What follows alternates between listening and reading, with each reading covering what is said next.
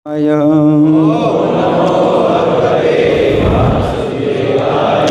नमो भगवते वासुदेवाय। ओम नमो भगवते वासुदेवाय। ग्रंथराज श्रीमद्भागवतम स्कंद 7 अध्याय 2 और श्लोक संख्या 56 का तात्पर्य नहीं है, तो मैं इसका श्लोक अनुवाद पढ़ूंगा और फिर श्लोक संख्या 57 का तात्पर्य है, तो उसको आप सब लोग मेरे पीछे दोहराएंगे। श्लोक संख्या 56। एवं कुलिंगम विलिपन्त मारात प्रिया वियोगातुरमश्रुकंठम सएवितं शाकुनिकासरेण विव्याध काल प्रहितो विलीनः। अपनी पत्नी की क्षति के कारण कुलिंग पक्षी आँखों में आंसू भरकर विलाप कर रहा था। तो कथा क्या चल रही है? कथा यही चल रही है कि कुलिंग पक्षी का जोड़ा था और जो है एक जोड़े में से जो उसकी पत्नी थी, कुलिंग पक्षी की जो पत्नी थी, वो बहेलिए के जाल में फंस गई और जो पक्षी है वो जो है विलाप कर रहा है, अपनी पत्नी के बिना जीवन बेकार है और बच्चे भी जो है भूखे हैं, उनका कौन पालन पोषण करेगा, मेरी पत्नी जो है फंसी है जाल में। इस प्रकार शोक कर रहा था कि जीवन तो बेकार है पत्नी के बिना। तो वो सोच रहा था कि जीवन बेकार है, लेकिन उसे पता नहीं है कि जीवन भी उसका जाने वाला है। बेकार जीवन जो सोच रहा है, जीवन ही नहीं उसका, अभी जीवन ही चला गया उसके हाथ से। अपने जीवन की रक्षा कर लेता तो जीवन की रक्षा भी नहीं हुई, है ना। तो क्या हुआ कि बहेलिया ने जो है बाण चलाया दूसरे बाण से, तो वो जो है क्या हुआ, तभी काल के आदेशों का पालन करते हुए अत्यंत सावधानी से दूर छिपे बहेलिए ने अपना तीर छोड़ा, जैसे कुलिंग पक्षी के शरीर को बेधकर यानी तीर ने कुलिंग पक्षी के शरीर को बेधकर उसे मार डाला। अब हम सुनेंगे श्लोक संख्या 57। एवं योयम अपश्यन्त आत्मापायम अबुद्धयः नैनं प्राप्स्यते शोचन्त्यः पतिं वर्षशतैरपि। एवं यूयम् अपश्यन्त्य आत्मापायम् अबुद्धयः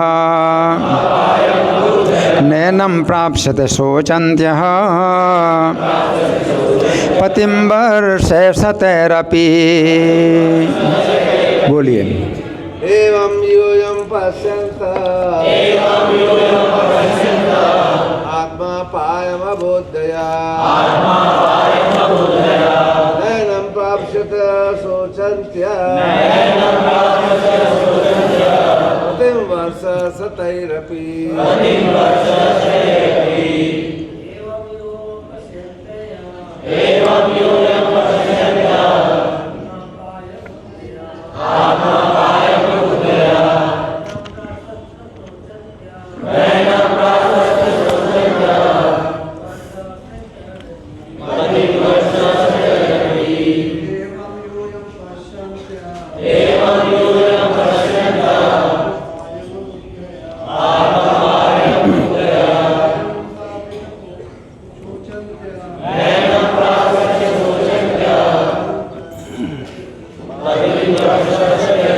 वैष्णो देवी।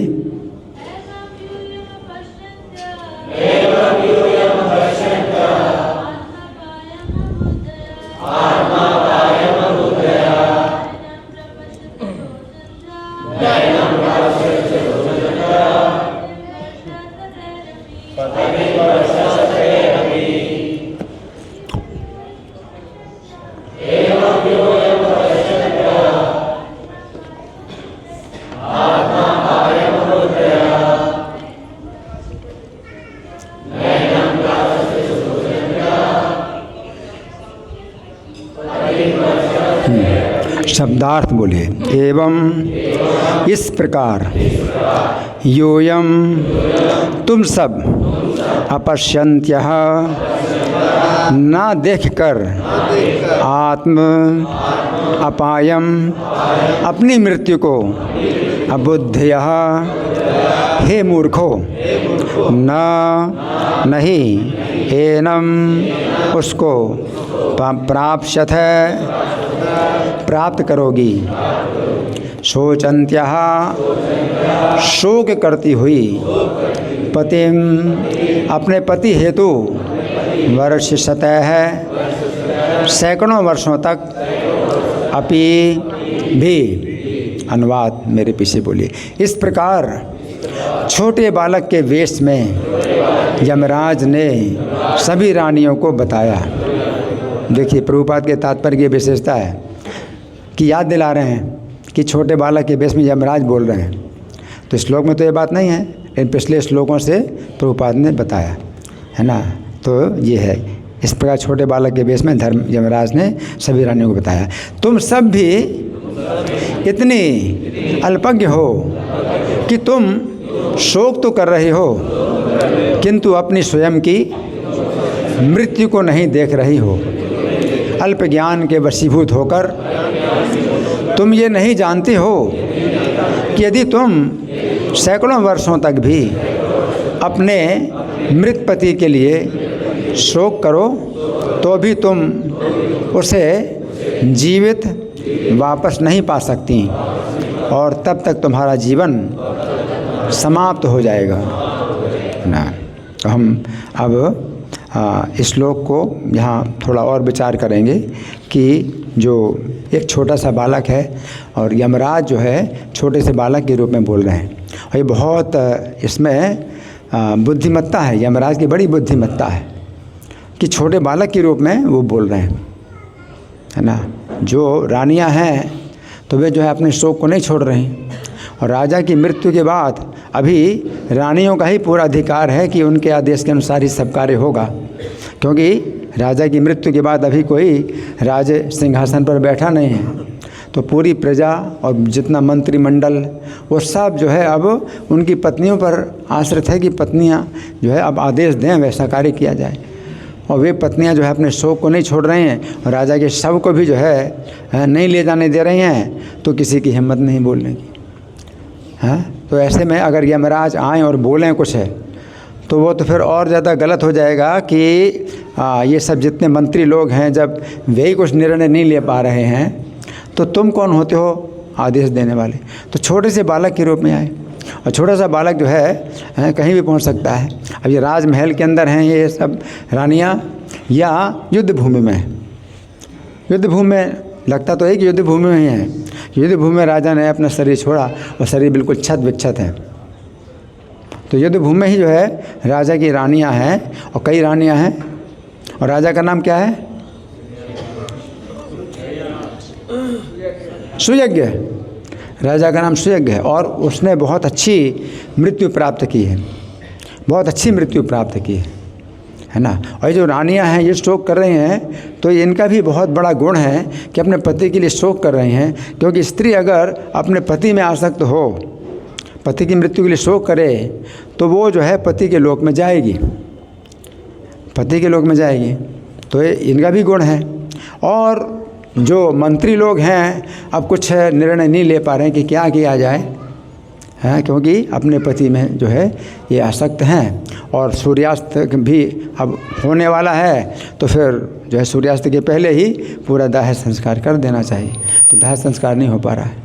तो यमराज जो है छोटे बालक के रूप में आए, और छोटे बालक के रूप में जो है कोई अगर छोटा सा बालक अगर आ जाए और बोले कुछ तो फिर सबका ध्यान आकर्षित हो जाता है। और वो जो है छोटा सा बालक बोलता है और वो मूर्ख हो तुम लोग, तो सब लोग जो है सोच रहे हैं कि हाँ ये छोटा बालक अगर बोल रहा है कितना बुद्धिमान है, तो तुम लोग मूर्ख हो, है ना। तो क्या कह रहे हैं? अबुद्धया, अबुद्धया ये संबोधन है, और अबुद्धया ये जो है बहुवचन में संबोधन है कि अल्प बुद्धि वाली हो, या बुद्धि तुम्हारे अंदर है ही नहीं बिल्कुल, अल्प बुद्धिया, है ना। अयम अबुद्धया, अबुद्धि माने अल्प बुद्धिया नहीं, अबुद्धया यानी बुद्धि है ही नहीं तुम्हारे पास। तो है बुद्धि रहित स्त्रियों। एवं यूयम, यूयम शब्द भी जो है त्वम युवाम युवम, त्वम जो है होता है एक वचन आपके लिए तुम, संस्कृत में बड़ी जो है ये सूक्ष्म बातें होती। एक व्यक्ति के लिए तुम शब्द का प्रयोग, और दो व्यक्तियों के लिए युवाम, तुम दोनों। तो युवाम और यूयम का मतलब है तुम सब, बहुवचन। यूयम एवं यूयम अपश्यंत है, तो ना देखती हुई है आत्मा, आत्म अपायम, अपनी मृत्यु को ना देखती हुई। तो तुम भी उसी लाइन में हैं खड़ी हो हैं। तो जिस प्रकार से तुम अपने पति की मृत्यु पर शोक कर रही हो, वो उसी मृत्यु की लाइन में तो तुम भी खड़ी हो, है ना। तो तुम ये देख नहीं रहे कि तुम्हारी भी मृत्यु उसी प्रकार से होगी। नैनम प्राप्स्यते शोचन्त्या, तो नैनम प्राप्स्यते पतिम, पति को तुम कभी नहीं प्राप्त कर पाओगी शोचन्त्या, कि अगर तुम शोक करती रहोगी 100 साल तक शोक करती रहो। तो यमराज का ये कहना है, बालक का ये कहना है कि तुम जो है अपने पति की हैं जो दाह संस्कार है उसकी आज्ञा दो, है ना। इस प्रकार से जो है यहाँ ये बात यमराज कह रहे हैं। अब हम सुनेंगे प्रभुपाद तात्पर्य में क्या लिखते हैं। श्रील प्रभुपाद की जय। एक बार यमराज ने महाराज युधिष्ठिर से पूछा, इस संसार में सर्वाधिक आश्चर्यमय वस्तु क्या है। महाराज युधिष्ठिर ने उत्तर दिया, महाभारत वन पर्व 313 116। महाभारत के वन पर्व के अंदर 313वां अध्याय। कितने अध्याय हैं? एक पर्व में कितने अध्याय हैं? वन पर्व में जो है 313वां अध्याय है, और उसका भी श्लोक संख्या 116। तो कितने श्लोक एक पर्व में कितने अध्याय होते हैं, और एक अध्याय में कितने श्लोक होते हैं। महाभारत इतना विस्तृत ग्रंथ है। तो इसमें जो है युधिष्ठिर महाराज उत्तर देते हैं। तो यक्ष ने प्रश्न पूछा था, तो यक्ष के रूप में यमराज आए थे।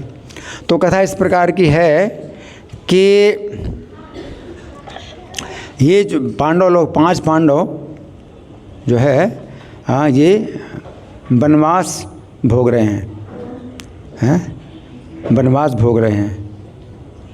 और उस वनवास काल में ये जो है एक ऋषि के आश्रम के निकट ये रहते थे, और उस ऋषि की जो है जो काष्ठ था, मंथन काष्ठ, अरणी उसको बोलते हैं, मंथन अरणी काष्ठ। मंथन काष्ठ वो एक विशेष काष्ठ होता है जिससे कि लकड़ी में रगड़ते हैं तो आग पैदा करता है। तो उस समय माचिस नहीं होती थी, तो ऋषि मुनियों के पास जो है अरणी काष्ठ होता था, मंथन काष्ठ होता था आग पैदा करने के लिए। तो एक हरिण जो है उस पेड़ के पास आया, अपना शरीर खुजलाता रहा, और फिर वो काष्ठ जो है उसके सींगों में फंस गया। हरिण के सींग तो बहुत बड़े बड़े होते हैं ना, तो सींग में फंस गया और हरिण जो है चलता बना। तो काष्ठ जो है, अब वो ऋषि जो है मतलब बड़े चिंतित हो गए, मेरा जो मंथन काष्ठ है ये तो हरिण के सींग में चला गया, और हरिण बड़ी तेज़ी से भागा। तो जो है 5 पांडव जो है उसके पीछे अब भागते हैं। अब हरिण को मारना नहीं है, लेकिन हरिण को जो है खोज रहे हैं, और हरिण जो है खोजने में नहीं आया। और ये 5 पांडव बहुत प्यासे हैं। तो 5 पांडव प्यासे हैं, तो सहदेव को उन्होंने, युधिष्ठिर महाराज ने सहदेव को आज्ञा दी, सबसे छोटे सहदेव को आज्ञा दी, तुम जो है पानी को खोजो और तुम अपनी प्यास बुझाओ, हम लोगों के लिए पानी लेके आओ। तो सहदेव गए, तो एक सरोवर था, तो सरोवर में सहदेव ने जो है पानी, पहले तो पानी कोशिश की अपनी प्यास बुझाने की, फिर पानी ले जाएंगे अपने भाइयों के लिए। तो जैसे पानी पीने लगे सहदेव, तो आवाज़ आई कि रुक जाओ, अभी पानी नहीं पीना, मेरे प्रश्न का उत्तर दो। मेरे प्रश्न का उत्तर दिए बिना पानी अगर पियोगे तो मर जाओगे। तो सहदेव क्षत्रिय हैं, कोई सामने आ नहीं रहा, कौन है सामने आओ, कौन है सामने आओ। तो सामने नहीं आ रहा है कोई, तो पानी पिया और मर के गिर गए। फिर बहुत देर तक नहीं आए सहदेव, तो युधिष्ठिर महाराज ने नकुल को भेजा, उनसे बड़े, सबसे छोटे को आज्ञा दी जाती है ना कोई काम के लिए। तो सहदेव वापस नहीं, तो नकुल को भेजा कि तुम जरा पानी का पता लगाओ, अपने भाई का भी पता लगाओ और पानी भी लेके आओ। तो नकुल भी इसी प्रकार से आए। तो सहदेव को देखा मरे पड़े हैं और कोई दिखाई नहीं पड़ रहा किसने मारा, क्या हुआ। तो फिर सोचे मैं प्यास तो बुझा लूँ। नकुल ने प्यास बुझाने की कोशिश की, तो फिर से आवाज़ आई पानी नहीं पीना। तुम्हारा भाई जैसे मरा है ऐसे तुम भी मर जाओगे अगर प्रश्न का उत्तर दिए बिना पानी पियोगे। तो नकुल ने कौन है हमको आदेश देने वाले? क्षत्रिय है ना, क्षत्रिय का स्वभाव होता है। कौन है आदेश देने वाले, कौन है तुम? बोले मैं कोई भी हूँ लेकिन पानी नहीं पी सकते बिना प्रश्न का उत्तर दिए। तो उन्होंने पानी पिया, वो भी मर के गिर गए। अब इसके बाद जो है अर्जुन को भेजा। अब सबसे छोटे अर्जुन ही हैं, तो अर्जुन को भेजा पता लगाओ। तो अर्जुन ने देखा नकुल सहदेव मरे पड़े हैं और पानी जो है सरोवर में जो है पानी बहुत अच्छा पानी है और प्यास बहुत लगी है। हाँ, तो फिर पानी पीने लगे। तो फिर आवाज़ आई, अर्जुन पानी नहीं पीना, नहीं तो प्रश्न का उत्तर दिए बिना पानी पियोगे तो मर जाओगे। अर्जुन ने कौन होते हो तुम, मेरे सामने तो आओ। तो अर्जुन ने अपने जो धनुष बाण भी उठाए हैं, अपने अस्त्रों का जो है बल दिखाया है ना, और पानी पीने लगे तो मर के गिर गए। अब कौन बचे? भीमसेन सब छोटे हैं। भीमसेन को आदेश दिया अपने तीनों भाइयों का पता लगाओ और पानी भी लेके आओ। तो भीमसेन आए, तीनों मरे पड़े हैं। कौन है हमारे भाइयों को किसने मारा? वो तो बाद में पता लगाएंगे, पहले पानी तो पी लूँ। तो भीमसेन पानी नहीं पीना, प्रश्न का उत्तर दिए बिना पानी पियोगे तो मर जाओगे। तुम होते कौन हो मुझे आदेश देने वाले, सामने तो आओ। फिर पानी पिया तो मर गए। अब युधिष्ठिर महाराज अकेले बचे। अब वही खुद आए। अब खुद आए तो वो उससे चारों भाई तो मरे पड़े हैं और कोई दिखाई नहीं पड़ रहा क्या है। तो वो जो है पानी पीने लगे। युधिष्ठिर पानी नहीं पीना, प्रश्न का उत्तर दिए बिना पानी नहीं पीना, है ना।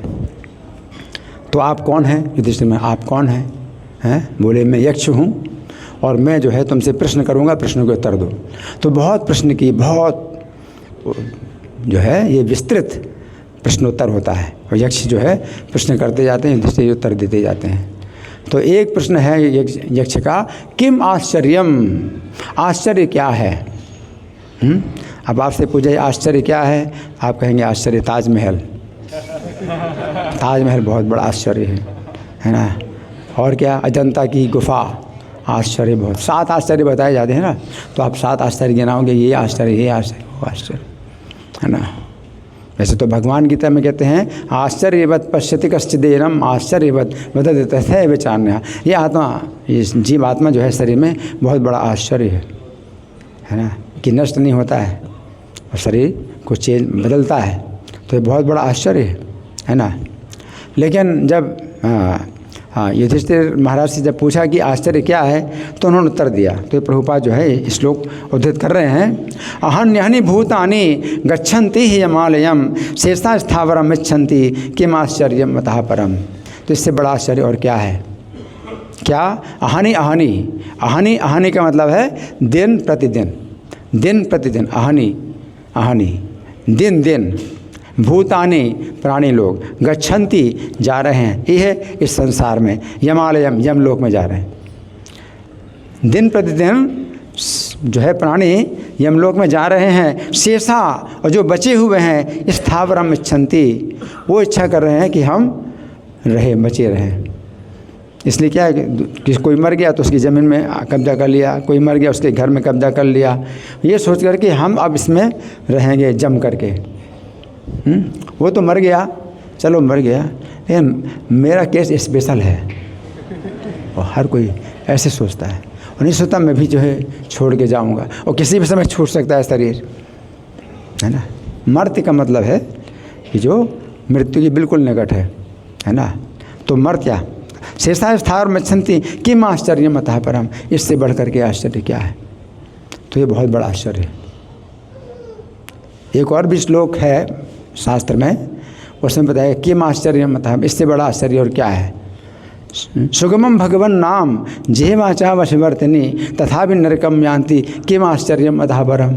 ये भी अंत में यही श्लोक, किम आश्चर्यम, इससे बड़ा आश्चर्य और क्या है? क्या? सुगमम भगवन नाम, भगवान का नाम बड़ा सरल है, और जेहवाचा वशवर्ती, जेहवा भी आपके वशवर्ती है। आप चाहो तो नाम ले सकते हो, जो शब्द चाहो आप बोल सकते हो, आपके बस में है ना। कोई भी शब्द चाहो तो बोल सकते हो, है ना। तो उसमें क्या है, कृष्णा कृष्णा बोल सकते हो, हरे राम बोल सकते हो, हरे कृष्णा बोल सकते हो, है ना। और चाहो तो उल्टे सीधे नाम जो है मतलब शब्द बोलोगे। तो जिह्वाचा वशवर्ती, 5 साल में जिह्वा अपने वशवर्ती हो जाती है। छोटा सा बच्चा है तो हरे कृष्णा बोले तो आए आए ऐसे बोले, लेकिन 5 साल में बच्चा जो है बोलने लगता है, उसके वशवर्ती हो जाती है जिह्वा। हाँ, तथापि नरकम याति, फिर भी लोग नरक में जा रहे हैं। किम आश्चर्यम अतः परम, इससे बड़ा आश्चर्य और क्या है। तो आश्चर्य अगर आप से पूछें क्या आश्चर्य है, तो गीता में जो भगवान बताते हैं आप या तो वो बताओ, वो आश्चर्य बहुत बड़ा है ना। कि शरीर जो है मतलब नष्ट होता है, लेकिन जो देही है वो नष्ट नहीं होता, शरीर में रहते हुए वो नष्ट नहीं होता, है ना।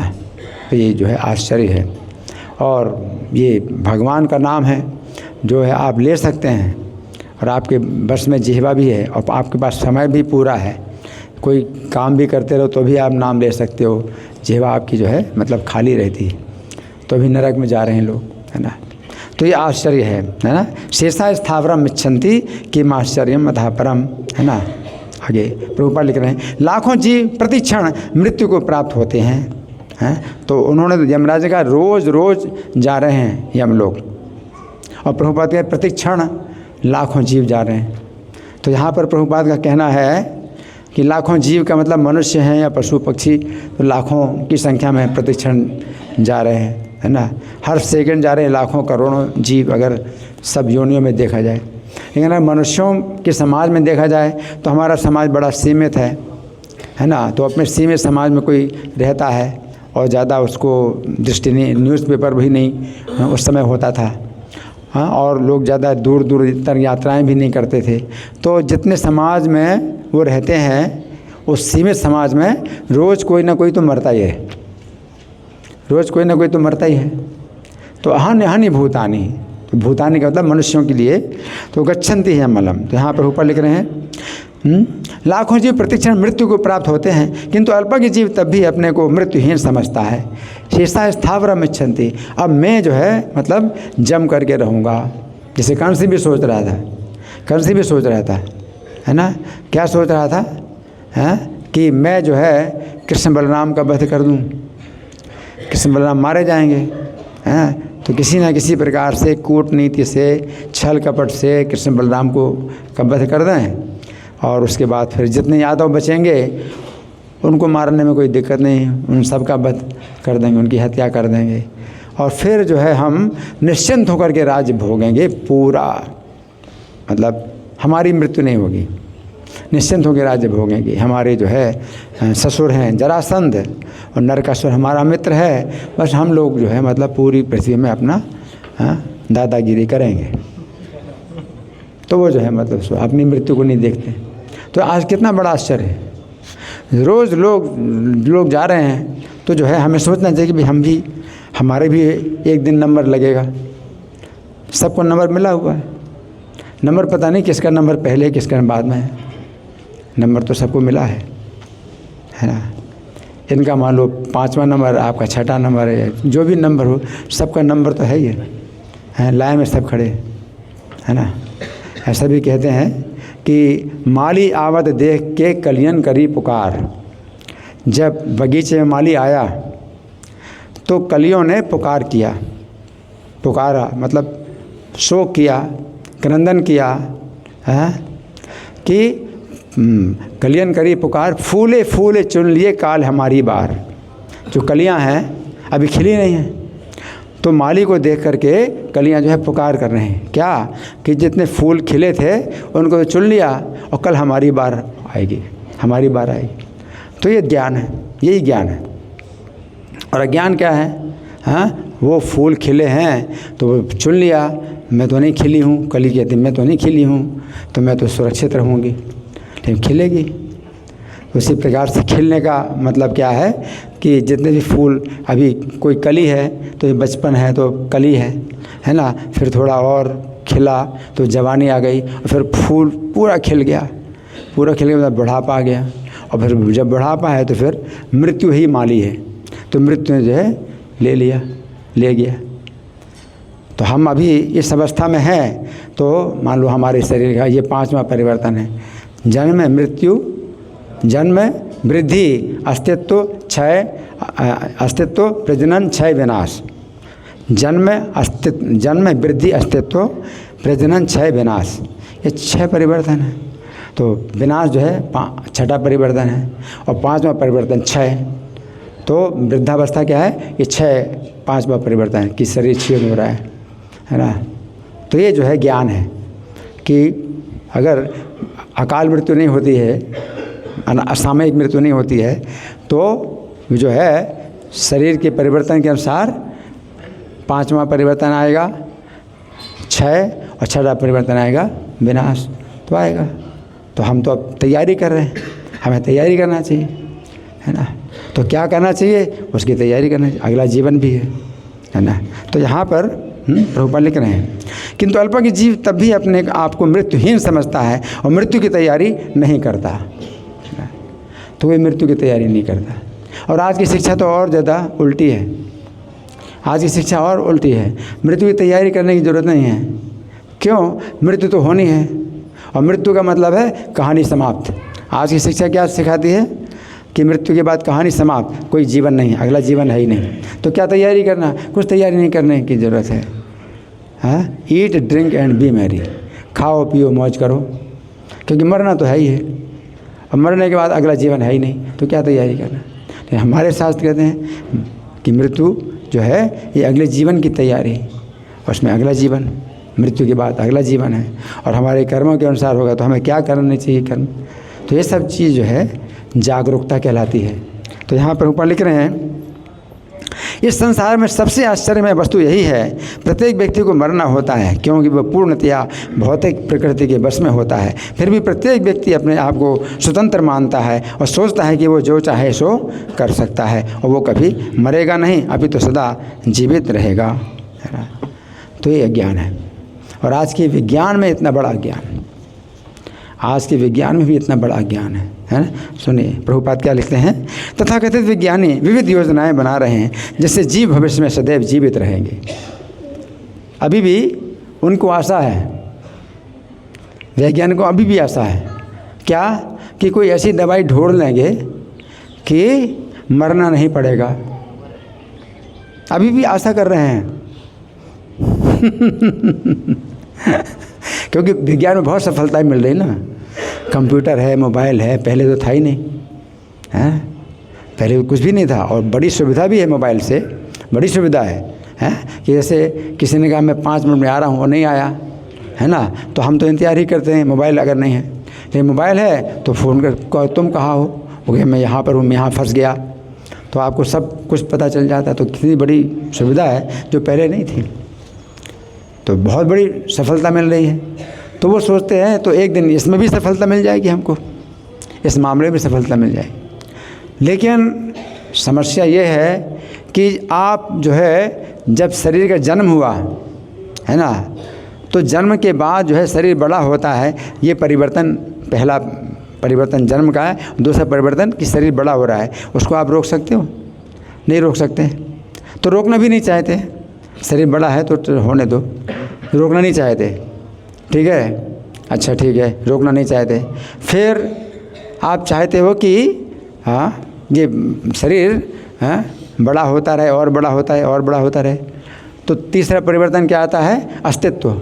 अब बड़ा नहीं होगा, चाहे जितना भी खा लो पी लो, जितना भी, एक बिंदु आता है कि शरीर अब आगे बड़ा नहीं होगा। इसको कहते हैं अस्तित्व, है जन्म वृद्धि अस्तित्व। तीसरा परिवर्तन ये है कि अब आप चाहे जितना भी खाओ पियो, और नुकसान करेगा, ज़्यादा खाओगे तो नुकसान करेगा, आप जो है शरीर को अब नहीं बना सकते, है ना। खूब ऐसे करो, खूब बढ़िया एक्सरसाइज करो, जिम में जाओ, है ना, और खाओ पियोगे तो और ज़्यादा आपको जो है दस्त लगेंगे, आप नहीं शरीर में नहीं बड़ा कर सकते। शरीर के बड़े होने की एक लिमिट है। तीसरा परिवर्तन आएगा अस्तित्व। अब अस्तित्व चलो ठीक है, कोई बात नहीं, तो बना रहे ऐसे ही, तो इसमें भी कोई जो है शिकायत नहीं, ऐसा भी बना रहे तो भी। लेकिन फिर क्या होगा? अस्तित्व का प्रजनन, और बच्चे पैदा होंगे, नहीं आप बच्चे पैदा करना चाहते तो भी बच्चे पैदा होंगे, है ना। प्रजनन, चलो ठीक है, प्रजनन भी हो गया, कोई बात नहीं, तो भी चलेगा। लेकिन फिर 5वां परिवर्तन आता है क्षय। अब शरीर क्षीण हो रहा है, तो कोई दवाई ढूंढो, अभी से दवाई ढूंढो कि 5वें परिवर्तन को जो है आप रोक सकते हो। 5वें परिवर्तन को नहीं रोक सकते। कोई दवाई ढूंढ लेंगे, कोई दवाई ढूंढ लेंगे कि ये नहीं। अब 6 परिवर्तन अगर प्रकृति ने निश्चित कर दिए हैं तो आप पहले परिवर्तन को नहीं रोक सकते, दूसरे परिवर्तन को नहीं रोक सकते, तीसरे को नहीं रोक सकते, चौथे को नहीं रोक सकते, 5वें को फिर कैसे रोकेंगे? हाँ, कभी भविष्य में कभी जो है हाँ हम आविष्कार करेंगे। और इतना बड़ा अज्ञान कि शरीर को अविनाशी, शरीर में अविनाशी जीवात्मा है, उसको समझ नहीं रहे। शरीर के जो है जो 6 परिवर्तन हैं ये निश्चित है कि होंगे। आप 5वें परिवर्तन को कैसे रोक सकते हो? आप पहले परिवर्तन, दूसरे, तीसरे, चौथे परिवर्तन को नहीं रोक पाते, है ना। और लेकिन उसमें कोई परिवर्तन नहीं है, जीवात्मा वही है, जीवात्मा में कोई परिवर्तन नहीं, तो वो समझ नहीं रहे इस बात को। इसलिए वैज्ञानिकों की प्रभुपाद ने बड़ी निंदा की है। मूर्खता की हद है, इतने ज़्यादा बड़े वैज्ञानिक के लिए मूर्खता की हद है। तो आप प्रभुपाद लिख रहे हैं तथाकथित विज्ञानी, मतलब ये विज्ञानी क्या है? वैज्ञानिक ये तथाकथित हैं, ये विज्ञान नहीं है, ये तो अज्ञान है। हम ज्ञान के बाद विज्ञान कहते तो ज्ञान जो है शास्त्रों का ज्ञान, और फिर उसका जो है जब आप एप्लीकेशन करते हैं अपने जो है जीवन में उतारते हैं तो विज्ञान कहलाता है। या आप शिक्षा देते हैं शास्त्रों के ज्ञान की तो विज्ञान कहलाता है, तो वो विज्ञान है। ये विज्ञान थोड़ी है जिसमें कि वे प्रभुपाद लिखते हैं कि विविध योजनाएं बना रहे हैं जैसे जीव भविष्य में सदैव जीवित रहेंगे, है तो 5वें परिवर्तन को रोक पाएंगे, बुढ़ापा नहीं आएगा।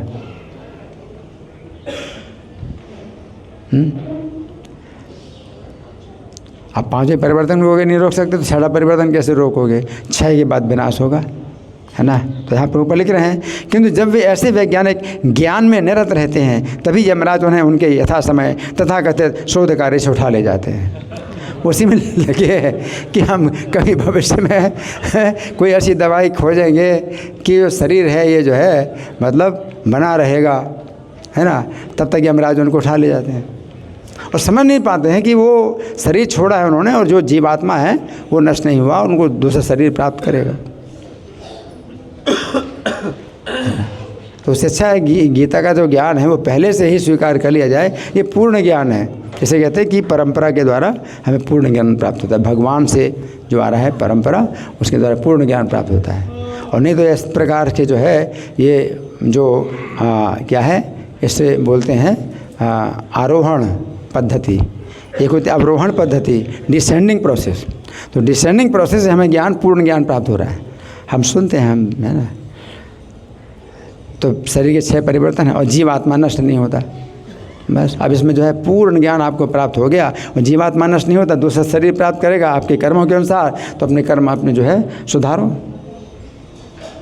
अगले जन्म में जो है जो गति होगी आपकी तो उसको आप सुधारो। तो हमारे पास जो है ये विज्ञान है, भगवत गीता का विज्ञान है। और ये विज्ञान जो है जो उनके पास है वो विज्ञान नहीं, अज्ञान है। वो जो है एक्सपेरिमेंट कर रहे हैं। तो कितने एक्सपेरिमेंट कर रहे हैं, कितने एक्सपेरिमेंट कर रहे हैं, है ना। ना वो पहले परिवर्तन को रोक सकते, ना दूसरे को, ना तीसरे को, ना चौथे को, ना 5वें को, और 6ठे परिवर्तन को रोकेंगे, मृत्यु का परिवर्तन रोकेंगे, है ना। तो यहाँ प्रभुपाद लिख रहे हैं कि तभी यमराज उन्हें उनके यथा समय तथाकथित शोध कार्य से उठा ले जाते हैं। तो ऐसे कितने जो डॉक्टरेट हैं, बड़े बड़े डॉक्टरेट हैं जिन्होंने नोबेल पुरस्कार भी प्राप्त किया, वो सब जो है चले गए यमराज के लोक में, यमलोक में चले गए हैं। अब वो कहेंगे अरे हम यमलोक में कैसे जा सकते हैं, हमको तो नोबेल प्राइज़ मिला है।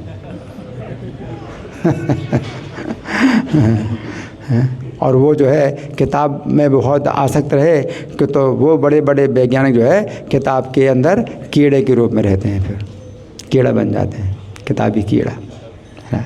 तो कोई भी गति प्राप्त हो सकती है ना, क्योंकि उन्होंने जो है अपने जीवन को पवित्र किया नहीं, है ना। 4 नियमों का पालन करो, 16 माला जप करो, जीवन पवित्र करो, अपनी चेतना पवित्र करो, है ना। तो यहाँ पर प्रभुपाद का तात्पर्य समाप्त हुआ। और अब इस श्लोक का जो हिंदी पद्यानुवाद है उसको मैं पढ़ के सुनाता हूँ। ये विष्णुप्रिया देवी ने लिख करके रखा है।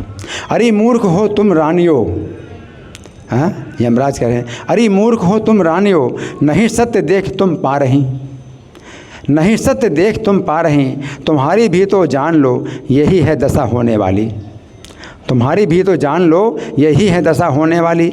अपनी मृत्यु ना देखो तुम, अपनी मृत्यु ना देखो तुम, और इसके लिए हो रो रही, और इसके लिए हो रो रही, इसको न प्राप्त पुनः कर सको 100 वर्ष भी गर तुम रोती रही, इसको न प्राप्त पुनः कर सको 100 वर्ष भी गर तुम रोती रही, है ना।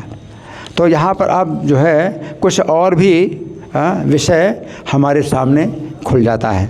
वो क्या है कि ये जो रानियाँ हैं अपने पति के प्रति बहुत समर्पित हैं, बहुत इनकी जो है आदर की भावना है, श्रद्धा की भावना है, और अपने पति के बिना जो है वो जीना भी नहीं चाहती हैं, आश्रित हैं बहुत, है ना। तो ये बहुत बड़ा गुण है, स्त्रियों का बहुत बड़ा गुण है ना। लेकिन कोई स्त्री अगर बहुत शिक्षित होती है, अपने पिता के घर में उसने शिक्षा प्राप्त की है, तो भगवत गीता की शिक्षा प्राप्त की है, तो फिर वो कैसे शरीर छोड़ती है, तो वो हम जरा देखेंगे कि भागवत का जो है 4वां स्कंद है, जो हम पहले कर चुके हैं। 4वां स्कंद, फिर 5वां स्कंद, फिर 6वां, फिर 7वां, अभी 7वां स्कंद चल रहा है। तो 4थे स्कंद में महाराज पृथु की कथा आती है। पृथु महाराज, है ना, आदि राजा, पृथ्वी के सबसे पहले राजा महाराज पृथु, है ना। तो वो जो है जब देखते हैं कि शरीर अब जो है वृद्ध हो गया, तो वो जो है वन में आ जाते हैं, तो तपस्या करने के लिए और शरीर छोड़ने के लिए वन में आ जाते हैं, अपना घर महल सब कुछ छोड़ दिया। तो उनकी जो महारानी, उनकी पत्नी अर्ची महारानी, वो भी अपने पति के साथ आती हैं वन में। तो स्त्री जो है पहले से ही सोच लेती है कि मुझे भी जो है पति के साथ रहना है, और मुझे भी शरीर छोड़ना है वन में। अब कोई संबंध नहीं है घर परिवार से, महल से, प्रजा से, मंत्रियों से कि उनकी कोई देखभाल करेगा। अब वन में ही तपस्या करते हुए शरीर छोड़ना है। तो पत्नी जो है फिर इस प्रकार सोच करके आती है कि अगर पति का शरीर छूटेगा तो मैं पति के साथ चिता में सती हो जाऊंगी।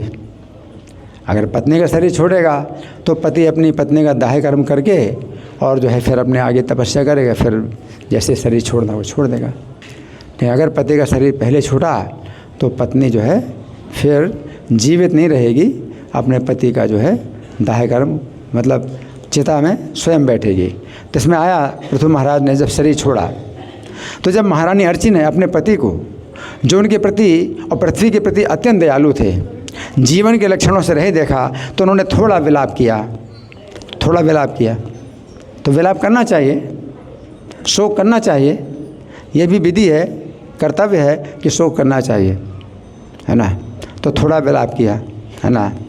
देहम विपन्ना अखिल चेतनादिकम पत्यो पृथिव्या देतस्य चात्मनः आलक्ष्य किंचित विलप्य सा सती। किंचित विलप्य, थोड़ा विलाप करके सा सती, वो सती जो अर्ची महारानी है, चिताम अथारोप्यद अदृश्यानुनि। तो पर्वत के शिखर में जहाँ पति ने शरीर छोड़ा था, वहीं पर जो है चिता में पति के शरीर को रखा, है ना। तो इस प्रकार से फिर क्या है, विधाय कृत्यम हृदयनी जलाप्लुता दत्तोदकम भरतु हृदय कर्मणः नत्वा दिव्यस्थान तीर्थान स्त्री परित्य वेश बहिनीम ध्यायति भर्तृपादौ। तो वो जो है, जो महारानी अर्ची हैं, वो क्या करते हैं, वो दाह कृत्य का जो आवश्यक कार्य है वो किया, जलांजलि दी, फिर नदी में स्नान किया, फिर देवताओं को नमस्कार किया जो आकाश में देख रहे थे, और अग्नि की प्रदक्षिणा की, और अपने पति के चरणों का ध्यान करते हुए अग्नि की लपटों में प्रवेश किया, है ना। तो ये सब जो है पहले से तैयार, स्त्री जो है पहले से तैयार रहे कि पति एक दिन शरीर छोड़ेगा। तो ये अज्ञान में जो है वो क्या अभी तक ये रानियां हैं इसी अज्ञान में सोचती रहीं कि पति जो है पूरी पृथ्वी के भी स्वामी है, हमारे भी स्वामी हैं, हमेशा रहेंगे और हम उनकी सेवा में हमेशा रहेंगे। तो कभी सोची नहीं कि शरीर छूटता है। तो कई बार इसी प्रकार के अज्ञान में रखा जाता है बच्चों को कि भाई बात ना करो, मरने की बात नहीं करना है। और कभी बच्चे अगर पूछें कि मरने के समय क्या होता है, मरने के बाद क्या होता है, ऐसी बात क्यों करते हो? ऐसी बात नहीं करना चाहिए, ऐसी बात नहीं सोचना चाहिए, मृत्यु की बात नहीं सोचना चाहिए। और फिर जब मृत्यु होगी तो फिर खूब रोएंगे, खूब रोना धोना चलता रहेगा, है ना। लेकिन गीता में भगवान जो है शुरू में ही बताते हैं कि शरीर छूटा तथा देहांतर प्राप्तिर धीरज तत् न मोह्यति। जैसे कि बचपन की अवस्था होती है, फिर जवानी की अवस्था होती है, फिर वृद्धावस्था होती है, उसी प्रकार से शरीर का पूरा परिवर्तन भी हो जाता है।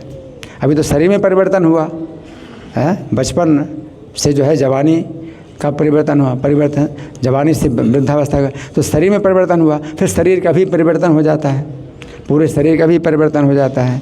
तथा देहांतर प्राप्त धीरज तत् न मोहिति। तो धीर व्यक्ति इसमें मोहित नहीं होता है।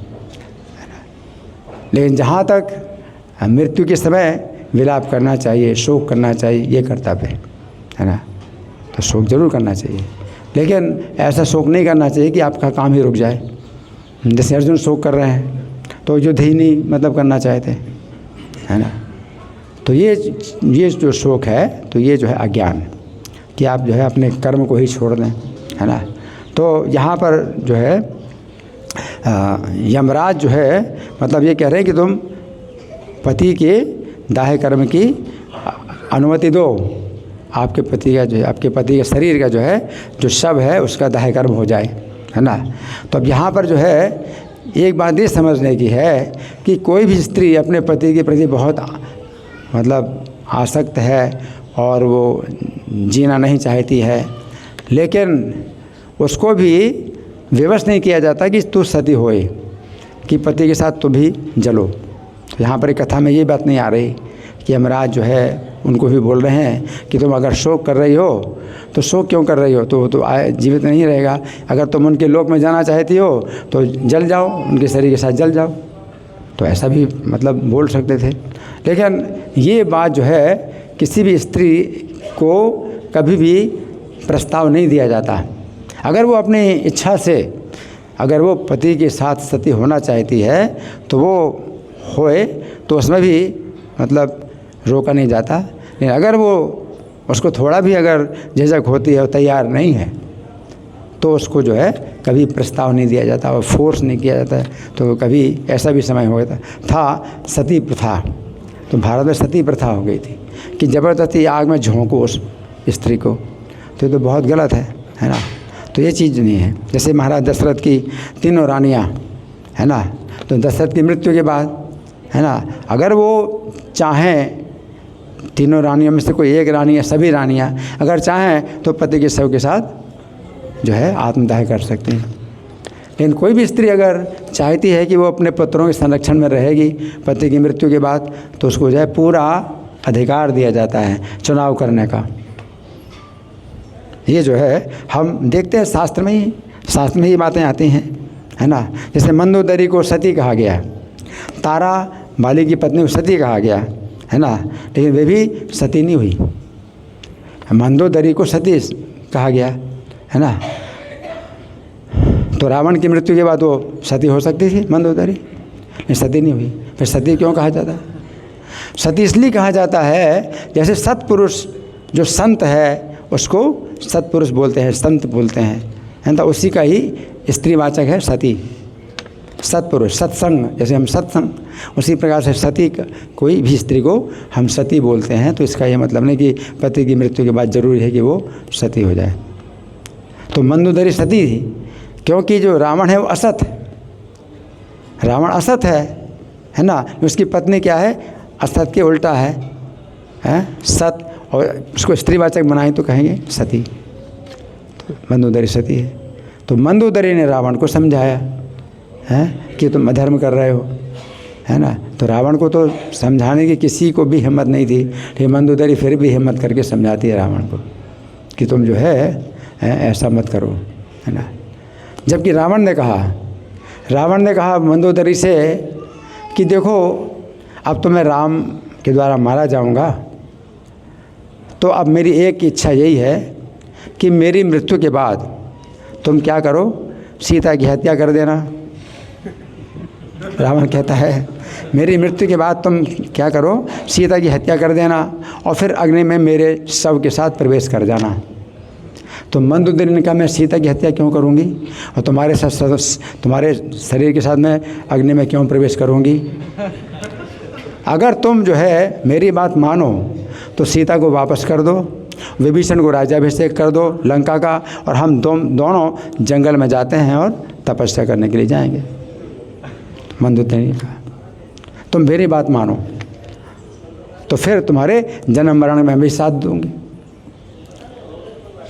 कि अगर पति की मृत्यु हो जाए, वन में प्रस्थान करने का मतलब, वान प्रस्थाश्रम का मतलब ये है, पत्नी अगर घर में चाहे तो पत्नों बच्चों के साथ रह सकती है, अगर वन में जाएगी तो पति की अगर मृत्यु हुई पहले तो वो पति के साथ सती हो जाएगी और कोई समाचार नहीं देगी अपने घर वालों को कि भाई अब मुझे ले जाओ। वो पति की मृत्यु के बाद जो है अपने शरीर के साथ, पति के शरीर के साथ आत्मदाह करेगी। तो मंदोदरी ने ये कहा है ना। उसी प्रकार से सुनीति माता, जो ध्रुव महाराज की माता सुनीति थी, है, तो वो जो है उत्तानपाद जब वन में गए, ध्रुव को राज्य दे करके उत्तानपाद वन में गए, तो सुनीति वन में नहीं गई। तो उसको पूरा चुनाव था उनके साथ कि अपने पुत्र के साथ रहना चाहे तो पुत्र के साथ रहे और पति के साथ जाना चाहे पति के साथ जाए। उत्तानपाद भी बड़े भक्त थे, भगवान के भक्त थे। एक गलती हो गई ज़रूर, उसका बहुत पश्चाताप भी हुआ उनको। और ध्रुव महाराज को वन में, वो राज्य में जो है अभिषेक करके और वो जो है वन में चले गए। तो उन्होंने पत्नी के ऊपर कोई अपना जो है फोर्स नहीं किया, बल प्रयोग नहीं किया कि मैं जा रहा हूँ तो तुमको मेरे साथ जाना चाहिए वन में। तो वानप्रस्थ का ये मतलब नहीं होता है कि पति जो है पत्नी के ऊपर अपना कुछ बल प्रयोग करेगा कि मैं जा रहा हूँ तो तुम भी मेरे साथ जाओगी। तो पत्नी के ऊपर पूरा जो है ये अधिकार होता है, अपने पति के साथ जाए। तो सुनीति अपने पति के साथ नहीं गई और ध्रुव के संरक्षण में रही, अपने पुत्र के साथ रहे। और जब ध्रुव लोक में गए ध्रुव महाराज, तो माता सुनीति भी अपने पुत्र के साथ उस लोक में गई। तो ऐसा भी है ना। उसी प्रकार से जो अर्ची महारानी है वो भी अपने पति के साथ जो है वन में गई। तो उनका जो है मतलब ऐसी भावना, तो इसमें कोई दोष नहीं होता कि कोई स्त्री जो है मतलब उसका दोष माना जाएगा कि पति की मृत्यु के बाद जो है उसको आग में जल जाना चाहिए था, क्यों नहीं जली, क्यों जिंदा है ना। तो इस तरह से जो है बहुत गलत।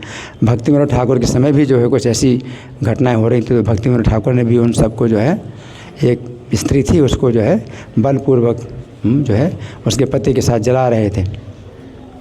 तो भक्ति विनोद ठाकुर जब आ गए है ना, तो उन्होंने जो है भक्ति विनोद ठाकुर को डांटा कि आपको जो है क्या अधिकार है, हमारी जो है ये सब रस्में हैं, हम इस रस्मों के अनुसार कार्य कर रहे हैं। तो भक्ति विनोद ठाकुर ने कहा सब लोग भाग जाओ नहीं तो जेल में बंद करा दूंगा तुम सब लोगों को। भक्ति विनोद ठाकुर बड़े अधिकारी थे, सबको जेल में बंद करा दूंगा, भाग जाओ। फिर उस स्त्री को जो है किसी मंदिर में उन्होंने रखवा दिया जहाँ की मंदिर में सेवा करेगी, क्योंकि अगर घर वालों के साथ रहेंगे तो मारेंगे पीटेंगे और बहुत उसको जो है कोसेंगे है ना। तो ऐसे में फिर वो भक्ति विनोद ठाकुर इतने विद्वान थे, समझदार थे कि उसको ऐसे नहीं कहा कि तुम रहो इनके साथ में है ना। तो इस तरह से जो है यहाँ पर हमें कुछ बातें समझनी होती हैं। तो अब आप लोगों की ओर से कोई प्रश्न है, कोई चर्चा है? हाँ जी, हैंड माइक। हरि बोल। धन्यवाद प्रभु जी। कोई पति के साथ जो है सती होकर अगर शरीर छोड़ के पति के लोग में जाती है, तो इसी तरह भगवान जैसे बोले कि जो भगवद गीता में बोले जो मृत्यु के समय जैसा जैसा स्मरण करते हुए हम शरीर छोड़ेंगे, तो उस अगला जन्म वही मिलेगा हमें। तो भगवान का स्मरण करते हुए शरीर छोड़ते हैं तो भगवान के धाम जाएंगे। भगवान के नाम रूप गुण लीलाओं का स्मरण करते हुए शरीर छोड़ते हैं। तो कोई स्त्री पति का स्मरण करते हुए शरीर छोड़ती है तो पति के लोक में जाएगी। तो कोई शिष्य जो है अपने गुरु का स्मरण करते हुए शरीर छोड़ता है तो वो क्या भगवान के धाम जाएगा? हाँ, सिद्धांत तो वही है कि अगर गुरु का स्मरण करता है तो गुरु के लोक में जाएगा। तो जहाँ पर उसके गुरु गए हैं वो, और अपने परिवार में कोई भक्त है, उसकी माता है, उसके पिता हैं, और भक्त में अगर आसक्त हैं तो इतनी इस आसक्ति से ही वो जो है भक्त के साथ, भक्त के उस स्थान में जाएंगे जहाँ उसका भक्त किया है। इसलिए कहा गया ना, एक भागवत में श्लोक है, कपिल भगवान कहते हैं, प्रसंगम अजरम पाशम आत्मना कवयो विदु, कि जो आसक्ति है ये अजर पास है, बंधन। अजर का मतलब है कि जो छेड़ नहीं होने वाला, कभी छेड़ नहीं होता। आसक्ति का जो बंधन कभी छेड़ नहीं होता। प्रसंगम अजरम पाशम आत्मना कवयो, आत्मा का जो है ये बंधन ऐसा बंधन है जो कभी छेड़ नहीं हो सकता। जैसे मान लीजिए ये बंधन है मेरे हाथ में लगा है, तो 1 साल बाद या 6 महीने बाद ये अपने आप टूट के गिर जाएगा, है ना। तो बंधन, कोई भी बंधन होता है तो अजर नहीं होता, क्षीण होता जाता है। हाँ, तो लोहे की सांकलों से भी कोई बंधी चीज़ है, लोहे की सांकलें भी जो है जंग लग जाएगी और एक दिन क्या होगा, मिट्टी बन जाएगी। तो कोई भी बंधन है वो जो है अजर नहीं होता। जर का मतलब क्षीण, तो छीड़ नहीं होता। ये आसक्ति का बंधन ऐसा है जो कभी छीड़ नहीं होता। लेकिन सएव साधु सुकृतो, वही जो है साधु के प्रति कर दिया है, साधुओं के प्रति कर दिया जाए, वही मोड़ दिया है, उसकी दिशा बदल दी जाए, आसक्ति की दिशा बदल दी जाए। मोक्ष द्वारम अपावृतम, तो खुला हुआ मुक्ति का द्वार है ना। तो इसमें ये सिद्धांत जो है वो लागू होता है, चाहे गुरु के प्रति हो, चाहे भक्त के प्रति हो।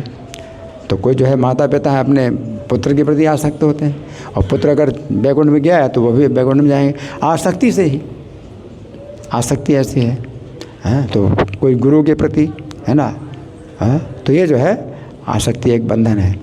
तो स्त्री भी जो है, लेकिन इसमें दूसरी बात ये भी है कि एक कथा नारद पुराण में ऐसी भी आती है कि एक शूद्र था जो कि बड़ा जो है दुराचारी था। तो वो जो है अपनी, उसकी जो पत्नी है वो तो बिल्कुल पतिव्रता थी और अपने पति की सेवा में लगी रहती थी, और जो शूद्र था वो जो है अपने घर में एक वेश्या को ले आया, और पत्नी इतनी समर्पित थी कि उसने अपने पति में कोई दोष नहीं माना, और वो जो है अपने पति के कपड़े धोती थी, वेश्या के भी कपड़े धोती थी। वेश्या कहती, अरे आप जो है मेरे कपड़े क्यों धो रही हो?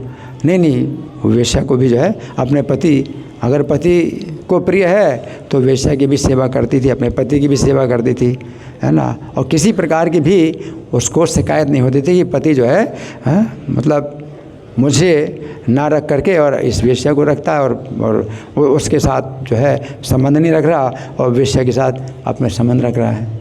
तो वो इतनी समर्पित थी। और फिर क्या हुआ, एक दिन उसने जो है कुछ ऐसे गलत चीज़ खाई, दही के साथ कुछ ऐसी चीज़ खाई, तो पत्नी मना कर रही थी नहीं नुकसान करेगा, लेकिन उसने खाया तो उससे फिर जो है उसके मल द्वार में जो है घाव हो गया, और वो घाव जो है फिर वो बढ़ता गया, और उसका खाना पीना भी बंद हो गया, और बहुत तकलीफ़ होने लगी। तो समय पत्नी ने ये भी शिकायत नहीं की कि तुमको मैंने मना किया था, तुम फिर भी खा लिया तुमने, हैं। किसी प्रकार से शिकायत नहीं की, अपने पति की सेवा में लगी रही। और वो अब पति अब जो है किसी काम का नहीं रहा, ना कुछ काम कर सकता है, ना जो है कोई मतलब भोग सकता है, किसी प्रकार से भोग नहीं सकता। तो वेश्या ने क्या किया, उसके पति का जितना धन था वो समेट करके और घर छोड़ के चली गई। उस समय भी जो है इस जो पतिव्रता स्त्री थी, इसने कोई शिकायत नहीं की, ना उस वेश्या के बारे में कोई शिकायत की, अपने पति की सेवा में लगी रही। अब धन नहीं था तो अपने घर में जाके, अपने मायके में जा कर के कुछ धन ले आई, और अपने पति के लिए दवाई बनाती, दवाई खिलाती, दवाई करती। और फिर ऐसा भी हुआ कि वो दवाई खिला रही थी, और उसका जो पति है उसका जो है अब शरीर छोड़ने वाला था, तो दवाई उसने मुँह में डाली, तो तभी जो है हाँ, उसका शरीर जो है छूट गया, उसके दांत दब गए, उंगली भी कट गई, उस स्त्री की उंगली भी उसके मुंह के अंदर रह गई। हाँ, और दांत बंद हो गए उसके। अब ऐसे में जो है उसने क्या किया, फिर भी जो है वो उसने जो है सब इंतजाम किया, जो शव का दाह कर्म था अपने घर में ही जो है उसने सब चिता बनाई और चिता में जो है पति को लिटाया और चिता में आग लगा करके वो जो है चली गई। अब पति में पूरी उसकी रुचि थी, श्रद्धा थी, हैं, और वो जो है हाँ गई तो अपने पति की भी जो है उसने गति सुधार दी। हरि बोल। वो उच्च लोक में चली गई और पति को भी ले गई, जबकि पति जो है बड़ा नीच और दुराचारी था। तो ऐसी भी स्त्रियां होती हैं, लेकिन सामान्यतः ये जो है अब संभव नहीं है, कलयुग में इस तरह से संभव नहीं है। तो भगवान तो है, भगवान जो है जो गोपियों को शिक्षा देते हैं, भगवान गोपियों को जो शिक्षा देते हैं वो बड़ी जो है व्यवहारिक है। भगवान गोपियों की शिक्षा तो गोपियों के माध्यम से हमें शिक्षा दे रहे हैं, मानव समाज को शिक्षा दे रहे हैं। दुस्सीलो दुर्भगो वृद्धो जड़ो दुरोगे धनो पिबा पति स्त्री भिन्न हाथव्यो लोके सुभिर पातकी, कि पति को स्त्री का त्याग नहीं करना चाहिए। क्यों? कि दुस्सील है, यानी उसका स्वभाव बड़ा ख़राब है, बड़ा स्वभाव खराब है, तो पति का त्याग नहीं करना चाहिए। दुस्सीलो दुर्भगो, या भाग्य उसका खराब है, पति का भाग्य खराब है तो पति का त्याग नहीं करना चाहिए। दुस्सीलो दुर्भगो वृद्धो, और वृद्ध है पति, बूढ़ा है तो भी त्याग नहीं करना चाहिए।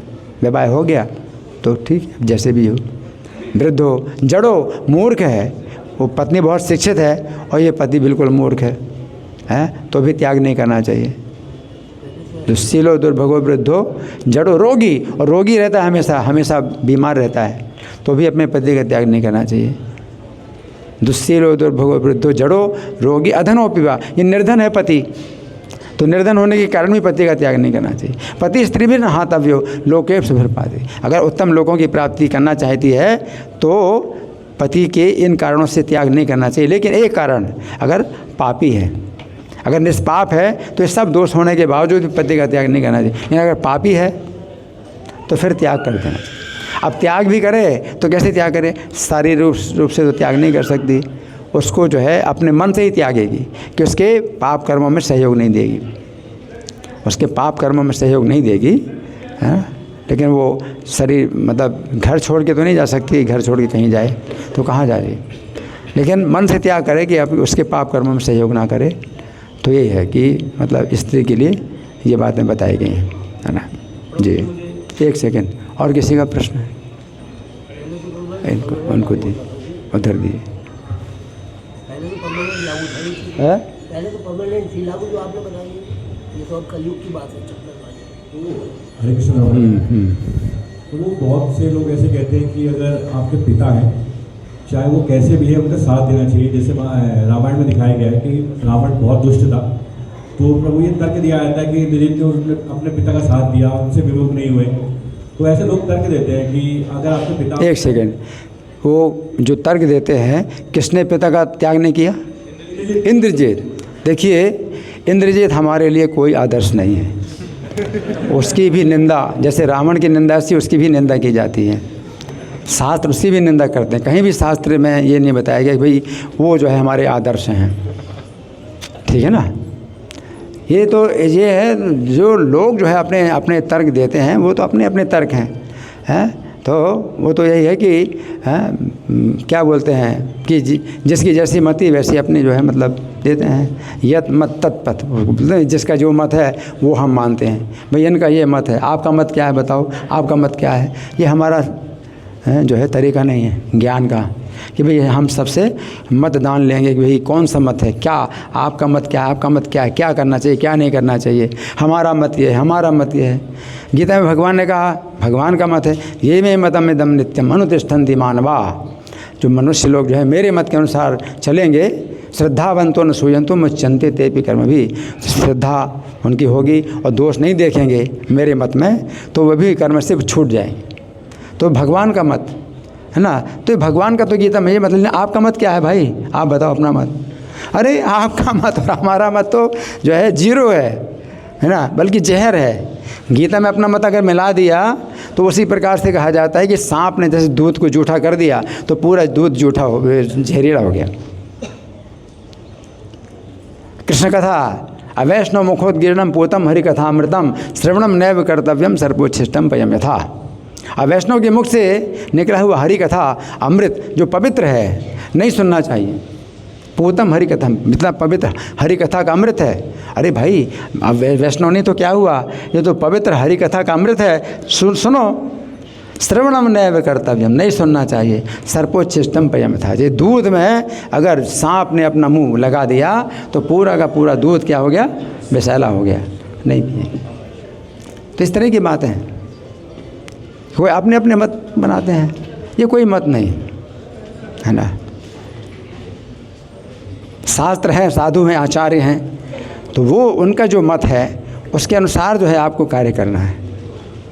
शास्त्र, साधु, आचार्य है ना, ये नहीं जनमत नहीं है कि हम जो है प्रजातंत्र में जो है प्रजा के मत लिए जाते हैं, है ना। उसी को कहते हैं डेमोक्रेसी। तो प्रभुपाद ने क्या कहा, डीमन क्रेजी। डेमोक्रेसी को मतलब डीमन क्रेजी। इनको अपने हित अहित का ज्ञान नहीं, इनसे वोट पढ़वा रहे हैं। सबको वोट देने का अधिकार है ना। किसी को अपने हित का अहित का ज्ञान ही नहीं है। शूद्र हैं तो शूद्रों से वोट कर, फिर किसी शूद्र राजा को जो है वो चुनाव कर लेते हैं, फिर वो शोषण करता है ना। फिर उसको उतार के दूसरे को, अपनी सबका अपनी इंद्रिय तृप्ति ही जीवन का लक्ष्य है। इसी में ही जो है वो जो है अपने मत देते हैं कि भाई हमारी इंद्रिय तृप्ति कैसे होगी। कोई नहीं सोचता है कि हमारा परम कल्याण किस प्रकार से होगा और जीवात्मा जो है शाश्वत है, अगला जीवन में हमारे क्या गति। जो राजा होते हैं वो प्रजा की रक्षा करते हैं, तो केवल इस जीवन में रक्षा नहीं करते, राजा की जिम्मेदारी होती है कि इस जीवन के बाद भी अगले जीवन में भी इनकी रक्षा हो। राजा जो है, राजा की जिम्मेदारी, वो राजर्षि होते हैं। तो वो जनमत के आधार पर राजर्षि नहीं बनते। जो योग्य ब्राह्मण होते हैं वो जो है राजा नियुक्त करते हैं। जैसे पृथु महाराज के बाद है ना, तो पृथु महाराज के पहले है ना जो बेन राजा हुआ, तो बेन राजा हुआ तो महाराज अंग का पुत्र था, तो राजा तो बना दिया, लेकिन वो जो है क्रूअल, बहुत क्रूर था, है ना। और उसने जो है यज्ञ भी बंद करा दिए, भगवान की पूजा ही बंद करा दी। बोले राजा की पूजा करो, राजा में के शरीर में सब देवता हैं, भगवान भी राजा के शरीर में होते हैं, तो तुम लोग जो है राजा की पूजा करो। तो ब्राह्मणों ने उसको अपने साप से ही मार डाला, अपने साप से ही मार डाला। तो जो योग्य ब्राह्मण लोग होते हैं तो वो जो है किसी राजा के जो है उचित और अनुचित के पक्ष पर विचार करते हैं और निर्णय करते हैं। और फिर जब बेन को तो वही बेन को मार डाला। और फिर उसी के वंश में जब ध्रुव महाराज का वंश ऐसे नष्ट तो नहीं होना चाहिए, तो ध्रुव महाराज के वंश से ही जो है आप एक पुत्र उत्पन्न करना है, तो बेन के मृत शरीर का मंथन किया और मृत शरीर के मंथन से महाराज पृथु उत्पन्न हुए और जो है अर्ची महारानी वो राजा बने। तो वो चीज़ जो है मतलब योग्य जो ब्राह्मण होते हैं वो जो है निश्चित करते हैं कि भाई क्या सही है क्या गलत है। ऐसे नहीं कि लोग ऐसा कहते हैं इनका मत सबका मत जो है अपना अपना अपने अपने विचार हैं। भाई अपने अपने विचार हैं, ठीक है, सबका अपना अपना विचार होता है ना। तो ये बड़ी निंदा की बात है, ठीक है ना। और कोई प्रश्न? हाँ जी।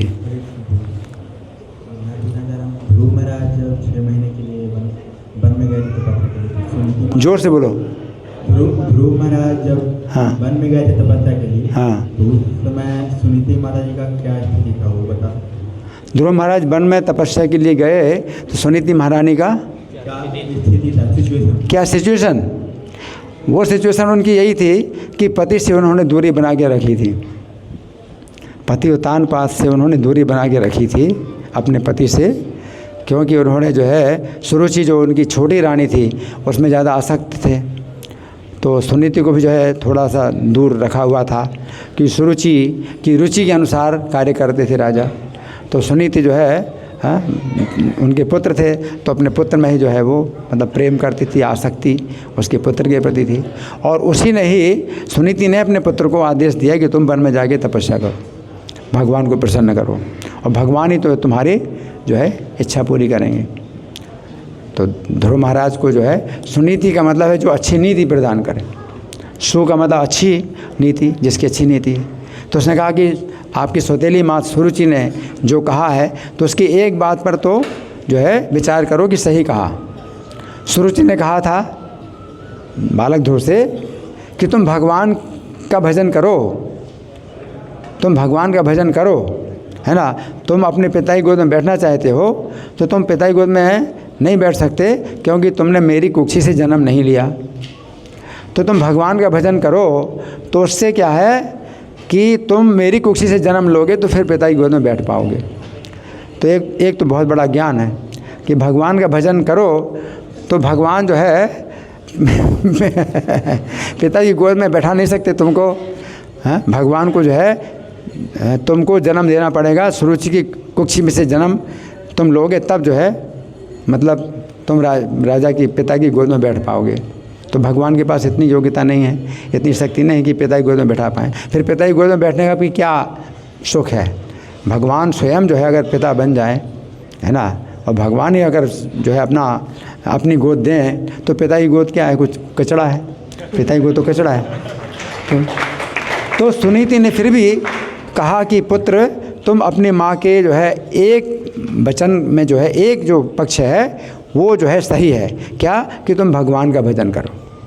ये तो उसने कहा तो ये तो सही है, ये बात तो तुम स्वीकार कर लो कि तुम्हें भगवान का भजन करना है। पिता अगर जो है तुम्हारे पक्ष में नहीं है और मैं तुम्हारे पक्ष में हूँ लेकिन मैं कुछ कर नहीं सकती कि पिता जो है हाँ मेरी सौत के पक्ष में रहते हैं, सौत को प्रसन्न हैं करते रहते हैं। तो पिता ने भी जो है ध्रुव को सहारा नहीं दिया गोद में बैठने के लिए। अब कोई बच्चा जो है आपकी गोद में बैठने के लिए कोशिश कर रहा है तो आप अपनी शक्ति से नहीं बैठ पाएगा। वो कोशिश कर रहा है लेकिन पिता को दया आती तो उठा के गोद में बैठा लेता है। तो उत्तम जो छोटा भाई था, सुरुचि का पुत्र था, वो पिता की गोद में बैठा हुआ था। और ध्रुव भी है, उसके अंदर तो कुछ था ही नहीं ऐसा विचार कि भाई ये पराया है, ये अपना है। तो उत्तम के साथ खेल रहा था, उत्तम पिता की गोद में बैठ गया तो वो भी पिता की गोद में चढ़ने का प्रयास कर रहा था। और जब राजा ने जो है उसको नहीं चढ़ाया तो सुरुचि को पता चल गया कि हमारे महाराज जो है, हमारे पति जो है मुझसे डरते हैं कि मैं मतलब नाराज़ हो जाऊंगी या मुझे अच्छा नहीं लगेगा। तो फिर उसने अपने पति के बल पर अपने जो है पुत्र से यानी सौतेले पुत्र से यह बात कही कि तुम मेरी जो है कुक्ष में जन्म लो, तो भगवान का भजन करो। तो भी भगवान का भजन करना सुनीति ने कहा ये तो तुम्हारा मतलब एकमात्र ये उपाय है और कोई उपाय नहीं, तो तुम भगवान का भजन करो। तो सुनीति के आदेश से ध्रुव जो है घर छोड़ के चले गए। पिता से फिर आज्ञा नहीं ली, पिता को कुछ नहीं बताया, पिता का त्याग कर दिया और माता के आदेश से वन में चले गए। तब उत्तानपाद को फिर बहुत शोक हुआ, बहुत शोक हुआ। अपनी निंदा करने लगे, मैं स्त्रैण हूँ, मैं अपनी स्त्री के जो है इतने वशीभूत हो गया।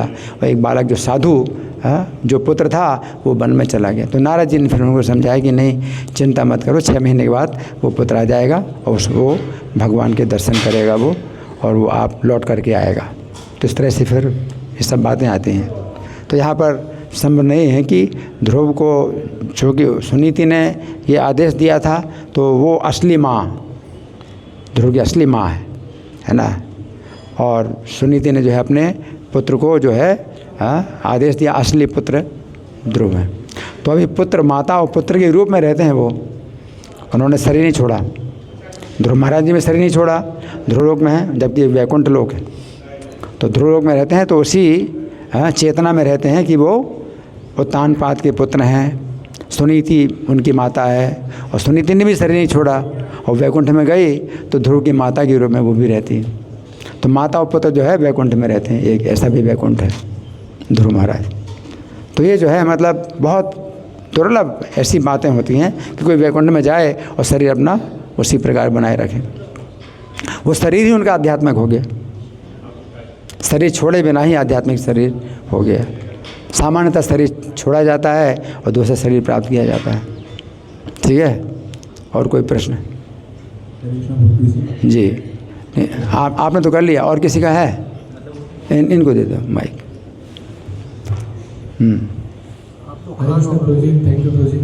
मुझे एक क्वेश्चन था कि जैसे मान लीजिए हमारे घर पे डीटीज विग्रह हैं तो हम उनकी सेवा कर रहे हैं, तो फिर मतलब कभी कभी मन में लगता है कि मतलब टेम्पल जाने को प्रेफरेंस हम थोड़ा कम देते हैं, मंदिर जाने को प्रेफरेंस थोड़ा कम देते हैं। हम जो विग्रहों की सेवा है वो घर पे कर रहे हैं, जैसे बेस में है तो बेस में सेवा कर रहे हैं, तो मंदिर में जाने को कम प्रेफरेंस देते हैं। तो कैसे समझ सकते हैं कुछ? अच्छा प्रश्न है इनका कि अगर घर में आपका मंदिर है तो फिर जो है वो भी एक सेवा है, तो फिर मंदिर जाने के लिए फिर देखिए ऐसे में क्या है कि आजकल की टेक्नोलॉजी तो बहुत एडवांस्ड है, तो अपने घर में भी जो है मंदिर के जो कार्यक्रम है वो आप देख सकते हैं, मंदिर में जो प्रवचन हो वो भी घर में देख सकते हैं, है ना। तो आज की टेक्नोलॉजी में जो है वो चीज़ होगी जो पहले जो बताया गया शास्त्र में कि साधु संग बहुत दुर्लभ है, साधु संग बहुत दुर्लभ है, वो जो है आज की टेक्नोलॉजी में क्या हो गया, आपके हाथ में बिल्कुल आ गया, बस आपके बटन में साधु संग, बटन दबाओ और मिल जाए साधु संग। आज की टेक्नोलॉजी का इतना बड़ा गुण है, लेकिन बस यही है कि अगर गलत बटन दबा दिया तो सीधे नरक में जाओगे। तो हमारा जो है इस्कॉन ये जो है ये हम जो है टेक्नोलॉजी के विरोध में नहीं है, टेक्नोलॉजी का हम विरोध नहीं कर रहे हैं, हम उसके उपयोग में हम जो है विरोध कर रहे हैं कि दुरुपयोग ना करो। हम जो है केवल यही कहते हैं इसका दुरुपयोग ना करो, क्योंकि दुरुपयोग करोगे तो फास्ट सर्विस है, नरक में जाओगे, और एक बटन दबाओ सही तो वैकुंठ में जाओगे, तो बहुत फास्ट सर्विस। ठीक है ना जी। और कोई प्रश्न है? माता जी उधर, माता जी को दो जरा।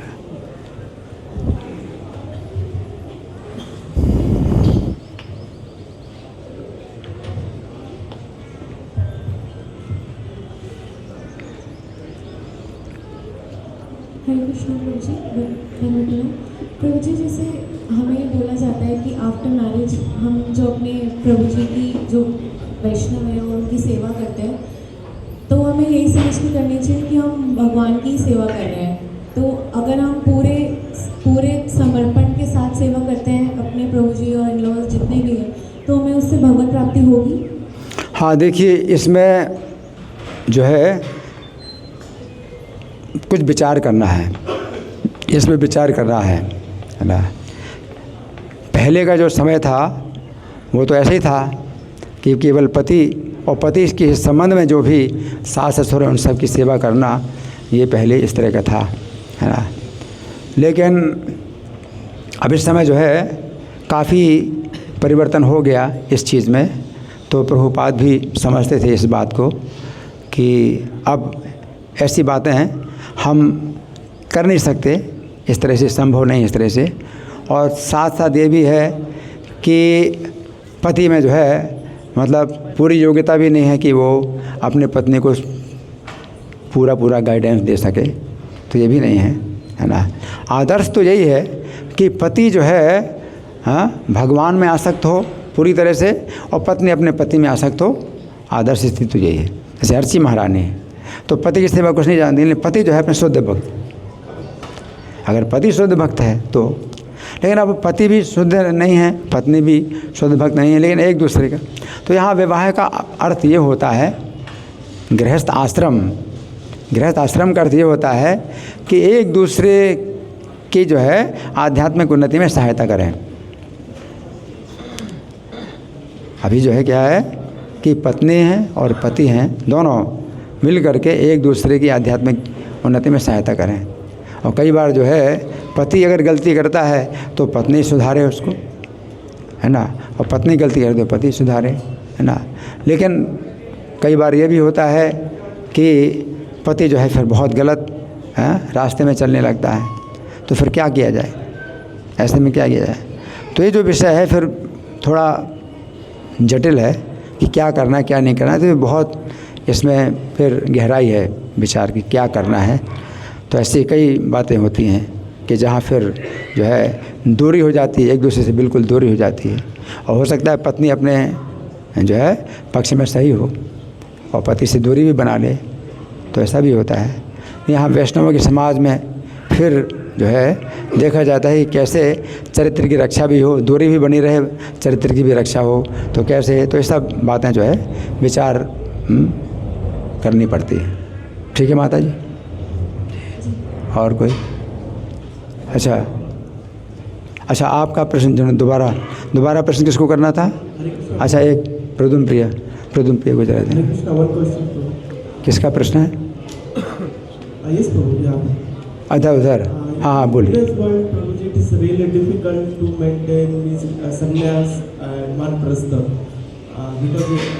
क्योंकि विथ रिस्पेक्ट टू टाइम हमारे लाइफ स्टाइल भी बहुत कम है and we are getting lately marriage also, so at that time संन्यास लेने के लिए means it should go for that और वी शुड नॉट? नहीं, देखिए कोई भी आश्रम हो, इसमें आपको पूर्णता प्राप्त हो सकती है। भक्ति में जो है ये बताया गया है कि भक्त को पूरी छूट होती है कि वो जो है किसी भी आश्रम में और किसी भी वर्ण में रहे, उसके लिए कोई भी बंधन नहीं होता कि इस वर्ण में आप रहेंगे तभी आपको जो है वैकुंठ मिलेगा। किसी भी वर्ण में, शूद्र और वैश्य, क्षत्रिय, ब्राह्मण, किसी वर्ण में हो, वैष्णव और ब्रह्मचारी और गृहस्थ और वानप्रस्थ सन्यासी, किसी भी आश्रम में हो, उसके लिए वैकुंठ का द्वार खुला है। उसके लिए कुछ भी मतलब वो नहीं, फोर्स नहीं है कि सन्यास। जैसे श्रीवास पंडित थे, तो श्रीवास पंडित से एक बार चैतन्य महाप्रभु ने प्रश्न किया, तो हमेशा चैतन्य महाप्रभु जो है चर्चा करते, भगवान की चर्चा करते थे, हाँ, और ये लौकिक चर्चाएं करते नहीं थे कभी। एक बार चैतन्य महाप्रभु श्रीवास पंडित से घर की चर्चा की और क्या कहा कि मैं देखता हूँ कि तुम घर से बाहर जाते नहीं हो और हमेशा अपने जो है भजन में लगे रहते हो, ये परिवार तो तुम्हारा बहुत बड़ा है ना, तुम बाहर नहीं जाओगे तो कैसे परिवार का पालन होगा, है? तुम तो भीख मांगते नहीं, है? तो बिना जो है मांगे वैसे तो अपने आप कुछ आता नहीं, तो फिर कैसे करोगे? तो श्रीवास बोले कि प्रभु, हाँ, मेरी इच्छा नहीं होती बाहर जाने की, घर से बाहर जाने की, और जैसे जिसको जो मिलना होगा सो मिल जाएगा। तो भगवान बोले तो फिर तुम सन्यास ले लो। अगर तुम जो है गृहस्थ आश्रम में अपनी जिम्मेदारी नहीं उठाना चाहते, अपने घर परिवार की जिम्मेदारी नहीं उठाना चाहते, तो सन्यास ले लो। तो श्रीवास बोले सन्यास भी नहीं लूँगा, सीधे अवज्ञा कर दी, सन्यास नहीं लूँगा, है ना। अच्छा, तो भगवान कहते तो तुम घर से बाहर नहीं जाओगे, मांगने भी नहीं जाओगे और जो है सन्यास भी नहीं लोगे, तो फिर अगर ना मिले कुछ भोजन तो फिर क्या करोगे? तो श्रीवास बोले साफ कह देता हूँ 1 2 3। अब ये क्या साफ है? श्रीवास बोले आपसे साफ कह देता हूँ 1 2 3। तो भगवान कहते ये तुमने क्या कहा, 3 बार ताली बजाई, इसका क्या अर्थ है? तो श्रीवास बोले कि अगर 3 दिन तक भोजन नहीं मिला तो गले में घड़ा बांध करके गंगा जी में प्रवेश कर जाऊंगा।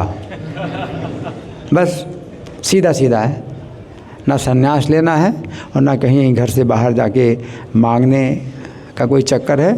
अगर 3 दिन तक भोजन नहीं मिला तो गले में घड़ा बांध करके गंगा जी में प्रवेश कर जाऊंगा, है ना। तब चैतन्य महाप्रभु क्या कहा श्रीवास, हैं जो मेरे अनन्य भक्त हैं उनका योगक्षेम में स्वयं वहन करता हूँ। तो भगवान ने गीता का 9वें अध्याय का 22वां श्लोक उद्धृत किया, मैंने स्वयं कहा है, तो मैं स्वयं अपने सिर में रख कर के उनके भक्तों की आवश्यकताएं पूरी करता हूँ, लाता हूँ, है ना। तो तुम अब सुखपूर्वक घर में रहो, कुछ मत करो, सब कुछ अपने आप आएगा। तो इस तरह से मतलब भगवान ने ये जो है हमें संकेत दिया कि ऐसा कुछ भी नहीं है कि भाई सन्यास अगर लेंगे तभी वैकुंठ मिलेगा और सन्यास नहीं लेंगे तो वैकुंठ नहीं मिलेगा, ऐसा कुछ भी नहीं है। सन्यास जो है वैसे भी कलयुग में मना है, लेकिन सन्यास अब कलयुग में जो दिया जाता है वो प्रचार के लिए दिया जाता है। पहले सन्यास प्रचार के लिए नहीं होता था। पहले युगों में जो राजा लोग होते थे वो राजर्षि होते थे और वही प्रजा में प्रचार करते थे और प्रजा के ऊपर बल प्रयोग करते थे कि वो भक्ति के नियमों का पालन करें। एकादशी का व्रत करना है, सब कुछ ज़रूरी है। 8 साल से ऊपर हो और 80 साल से नीचे हो, एकादशी का व्रत करना ही पड़ेगा और नहीं करेंगे अपने राज्य से बाहर निकाल देंगे। कुछ इस तरह का वो होता, कठोर शासन होता था। तो सन्यास में जो है कोई प्रचार नहीं करते थे, सन्यास होते थे तो अपना जो है वन में जाते थे या घरों में जो है कुछ भिक्षा मांग करके रहेंगे, भिक्षुक बन जाएंगे, लेकिन प्रचार की कोई आवश्यकता नहीं थी। लेकिन कलयुग में चूँकि जो शासक होते हैं अधार्मिक होते हैं, कलयुग का लक्षण ही है कि शासन अधार्मिक लोगों का होगा, तो धर्म की कोई मतलब बात होगी नहीं, वो तो धर्म निरपेक्षता है। शासन में धर्म निरपेक्ष है, धर्म का पालन करो या ना करो तुम्हारी अपनी मर्जी, तुम्हें अच्छा लगे जो अच्छा लगे वैसा करो। तो शासन तो जो है अधार्मिक है। तो फिर प्रजा में ही हमें प्रचार करना है। जा रे देखा तारे कहो कृष्ण उपदेश, चैतन्य महाप्रभु शिक्षा दी, जिसको देखो उसको कृष्ण का उपदेश दो। तो ये जो है शिक्षा पहले के युगों में नहीं थी। चैतन्य महाप्रभु संकीर्तन आंदोलन जो फैलाया तो वो शासन अधार्मिक बना रहेगा। चांद काजी जो है मुसलमान था तो उसको शासन से नहीं हटाया चैतन्य महाप्रभु ने, कि कलयुग की भी रक्षा करनी, कलयुग भी उनकी ही प्रजा है तो कलयुग की भी रक्षा करने, तो भगवान ने कलयुग की भी रक्षा की तो शासन अधार्मिक लोगों का रहेगा। लेकिन प्रजा में क्या हरि नाम संकीर्तन फैलाया है ना। तो ये प्रचार का आंदोलन है।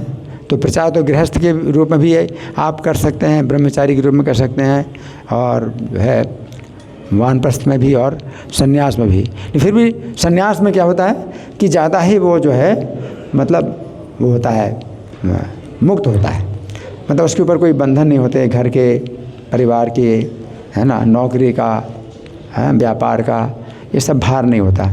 तो सन्यासी ज़्यादा प्रचार करता है तो ज़्यादा उसमें वो शक्ति लगा सकता है प्रचार में। तो सन्यास का मतलब विशेष रूप प्रचार का है।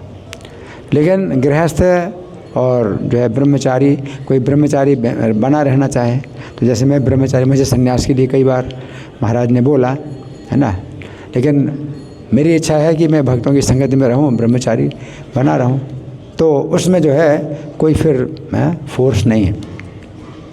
तो आप जो है मतलब हमें इच्छा करनी चाहिए भक्तों की संगति में हम रहें, है ना। तो सन्यास में कई बार जो है खतरा होता है कि आप भक्तों की संगति से दूर हो जाते हैं, आप ऊपर उठ गए और भक्तों की संगति से दूर हो गए, है ना। तो उसमें फिर सन्यास में प्रचार तो आप कर रहे हैं लेकिन आपको कोई प्रचार नहीं कर रहा, तो सन्यासी के लिए फिर जो है कुछ खतरा भी हो जाता है, कई सन्यासी गिर भी जाते हैं। ठीक है, तो आपके प्रश्न का उत्तर हो गया ना। ठीक है, अच्छा हाँ आपका प्रश्न है। आप कह रहे हैं 80 साल से ऊपर व्रत नहीं रख सकता है काशी काल में। इनको माइक दो, माइक दीजिए।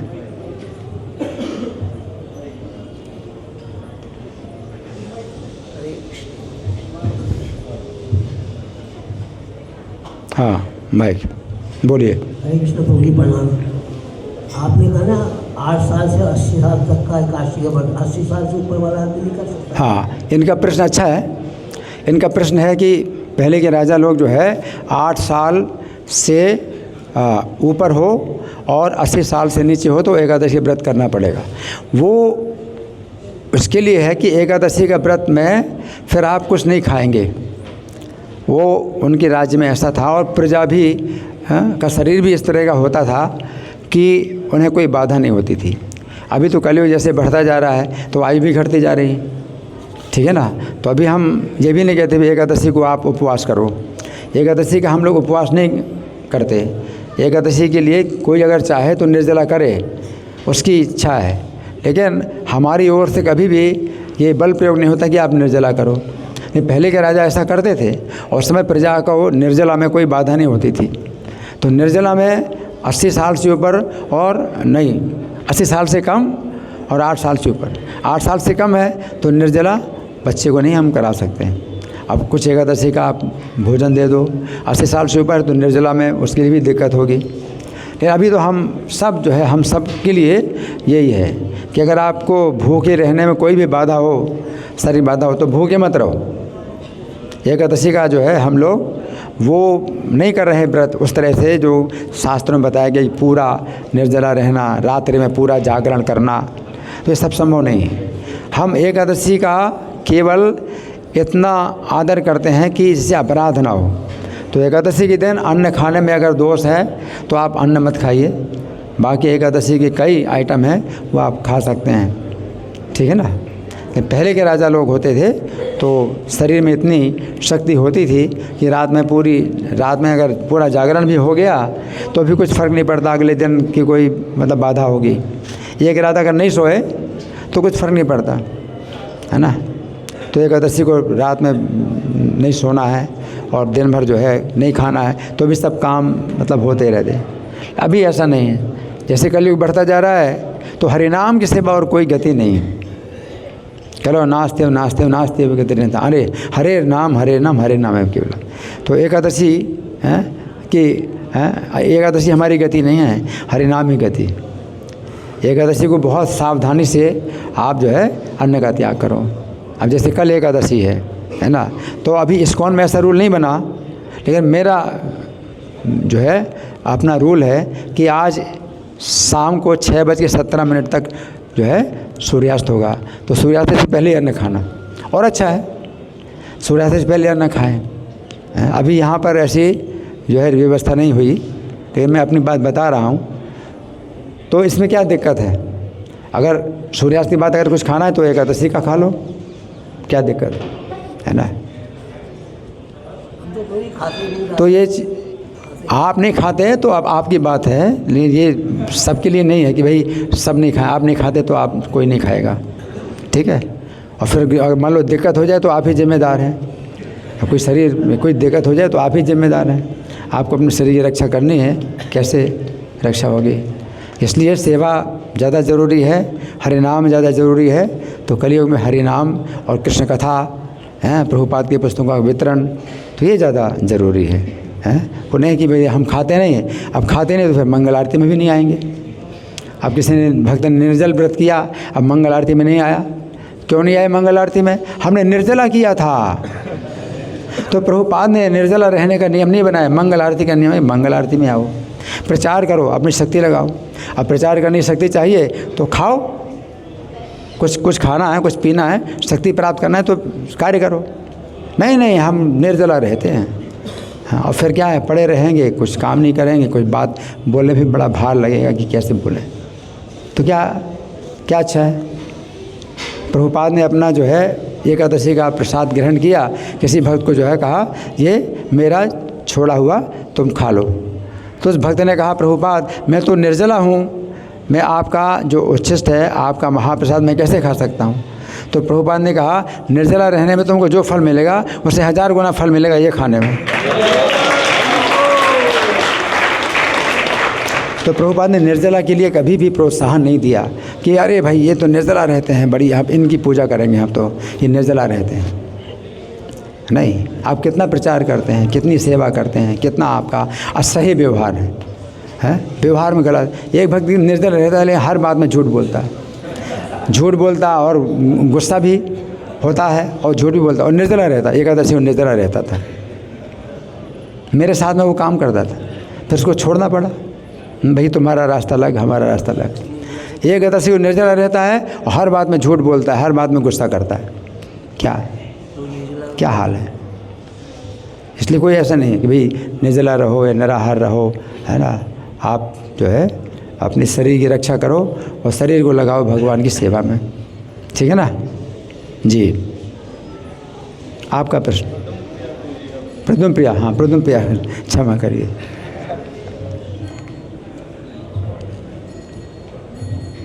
प्रद्युम्न प्रिया। ये पक्षी की कथा आती है, कुलिन पक्षी की, उनका विलाप है कि विधाता ने क्यों मेरी पत्नी को मार दिया।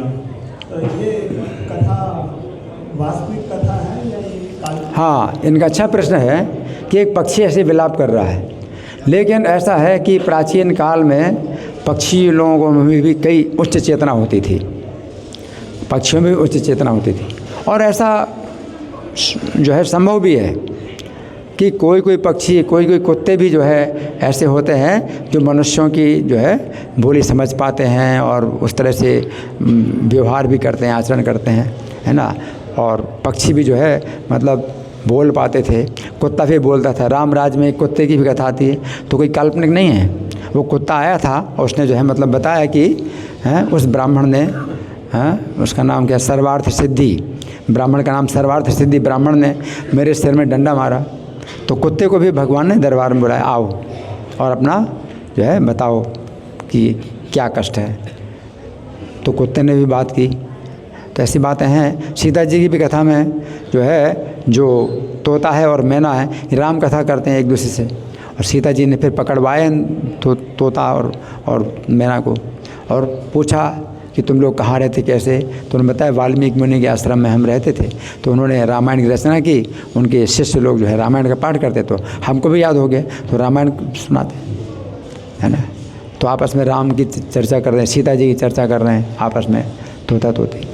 तो ये संभव है ना। अब कलयुग में तो इतना संभव नहीं है, लेकिन पहले के युगों में ऐसी बातें हैं, बहुत सी इस तरह की घटनाएं हैं कि जो कि पक्षी के रूप में और पशु के रूप में, अगर कुछ जो है दोष हो गया अपने कर्मों का, तो पशु का शरीर प्राप्त हो गया या पक्षी का शरीर प्राप्त हो गया, लेकिन वो मनुष्य की बोली भी वो बोल सकते हैं।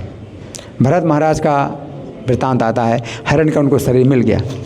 तो हरण का शरीर मिल गया उनको, लेकिन हरण की तरह वो आवाज़ नहीं निकाल सकते थे, मंत्र पाठ नहीं कर सकते थे, वो बोल नहीं सकते थे, लेकिन चेतना पूरी थी। तो ये तो कथा भरत महाराज की है कि हरण के रूप में ऐसे। लेकिन जो कुलिंग पक्षी है, ये जो कथा, ये जो है मतलब वास्तविक हो सकती है कि वो पक्षी जो है इस तरह से शोक कर रहा है। और वो शोक कर रहा है तो बोल नहीं रहा है, अपने मन में ही शोक कर रहा है। और व्याध ने जो है बाण मारा, है ना। और पशु पक्षियों में भी जो है ये देखा जाता है कि बच्चों की देखभाल करते हैं। तो प्रभुपाद किसी श्लोक के तात्पर्य में भी बताते हैं कि पशु पक्षियों में भी मतलब ये है बच्चों की देखभाल करना। तो हम कहते हैं भाई हम मनुष्य हैं, है ना, तो हम पशुओं से ज़्यादा श्रेष्ठ हैं। तो ऐसा कुछ भी नहीं है। बच्चों की देखभाल मनुष्य जो करते हैं, पशु पक्षी भी करते हैं। पक्षियों में भी चिंता होती है अपने बच्चों की देखभाल करने की। लेकिन तो भी हाँ, सिद्धांत यही है कि पिता माता के होते हुए भी जो बच्चा है वो जो है सुरक्षित भी रह सकता है और सुरक्षित ना रहे। पिता माता दोनों नहीं रहे तो यमराज जो है अपने को एक ऐसा बालक के रूप में प्रस्तुत कर रहे हैं कि मेरे पिता माता नहीं रहे और मैं बच्चा हूँ और वन में रहता हूँ, तो अभी कोई पशु मुझे नहीं खा रहा, तो भगवान रक्षा कर रहे हैं, है ना। तो इस तरह की बहुत सी घटनाएं हैं जो कि पक्षियों के साथ जो है मतलब होती हैं और वो जो है बातचीत होती है उनकी। ठीक है। भगवान के ऊपर दोष आ रहा है कि भगवान को मारना, भगवान के ऊपर दोष, वो तो अज्ञान है ना, वो अज्ञान है। तो वही अज्ञान जो रानियों का ज्ञान है, वही अज्ञान उस पक्षी में। रानियां भी जो है मतलब यही बोलते हैं कि विधाता बहुत क्रूर है, दया नहीं है, हैं।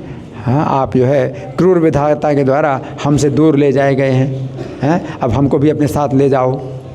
तो उस अज्ञान में जो है जो रानियाँ बोल रहे हैं, तो अज्ञान में वो भी, और वो भी नहीं देख रहा है कि अपनी मृत्यु होने वाली।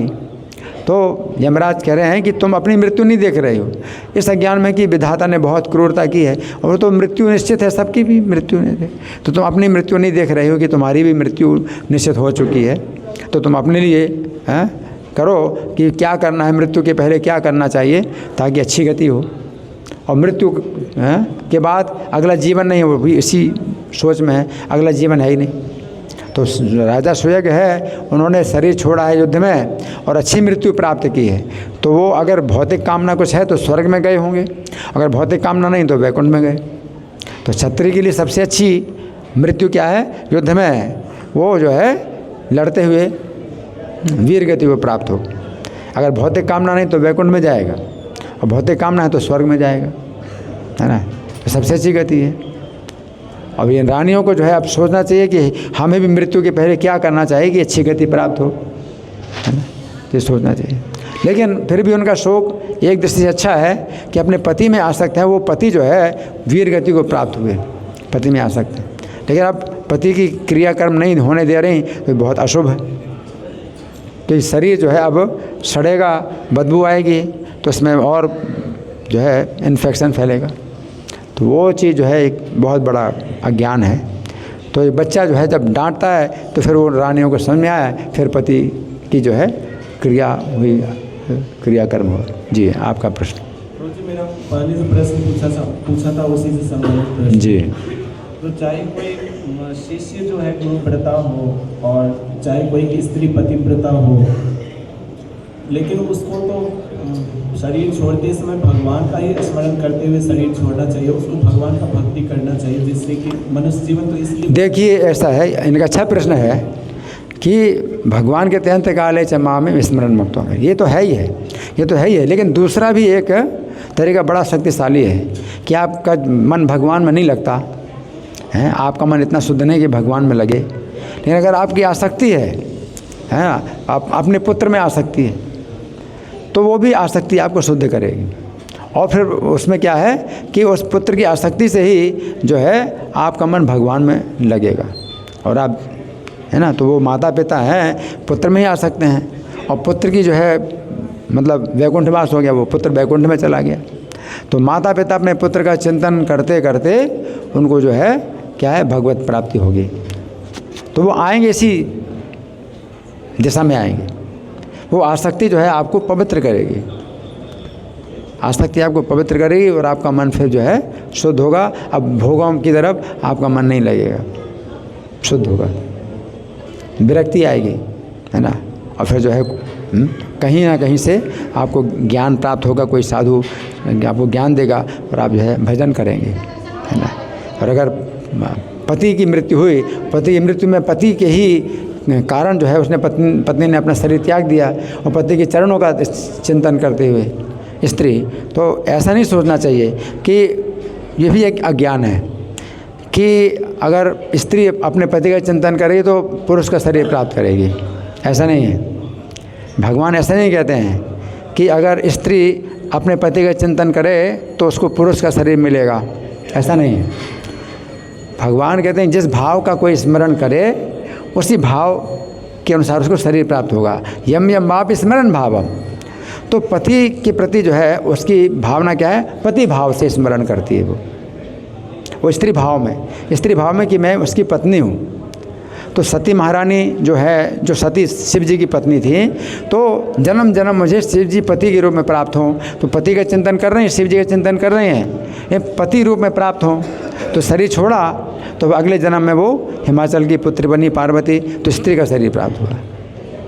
तो स्त्री जो है अपने पति का जब चिंतन करती है इसी भाव में, स्त्री भाव में चिंतन करती है, आप समझ रहे हैं। तो वो स्त्री का शरीर प्राप्त करेगी और अपने पति की सेवा में रहेगी, आप समझे। राजा पुरंजन थे, अपनी पत्नी का चिंतन कर रहे थे तो स्त्री भाव में चिंतन करने लगे, स्त्री भाव में चिंतन करने लगे राजा पुरंजन कि मेरे बिना वो कैसे जिएगी, कैसे अपना जो है जीवन निर्वाह करेगी, वो तो घर से बाहर भी नहीं निकलती थी। तो पत्नी स्त्री के भाव का चिंतन कर रहे तो उनको स्त्री का शरीर प्राप्त हुआ। लेकिन राजा पुरूरवा थे, उर्वशी का चिंतन करते हैं, उर्वशी का चिंतन कर रहे हैं पत्नी के रूप में, तो उनको गंधर्व लोक प्राप्त हुआ। तो उर्वशी उनको प्राप्त हुई, उनको पुरुष का शरीर प्राप्त हुआ। तो पुरुष अगर स्त्री का चिंतन करता है पुरुष भाव में तो वो पुरुष का शरीर प्राप्त करेगा, उस स्त्री से मिलेगा वो पुरुष रूप में।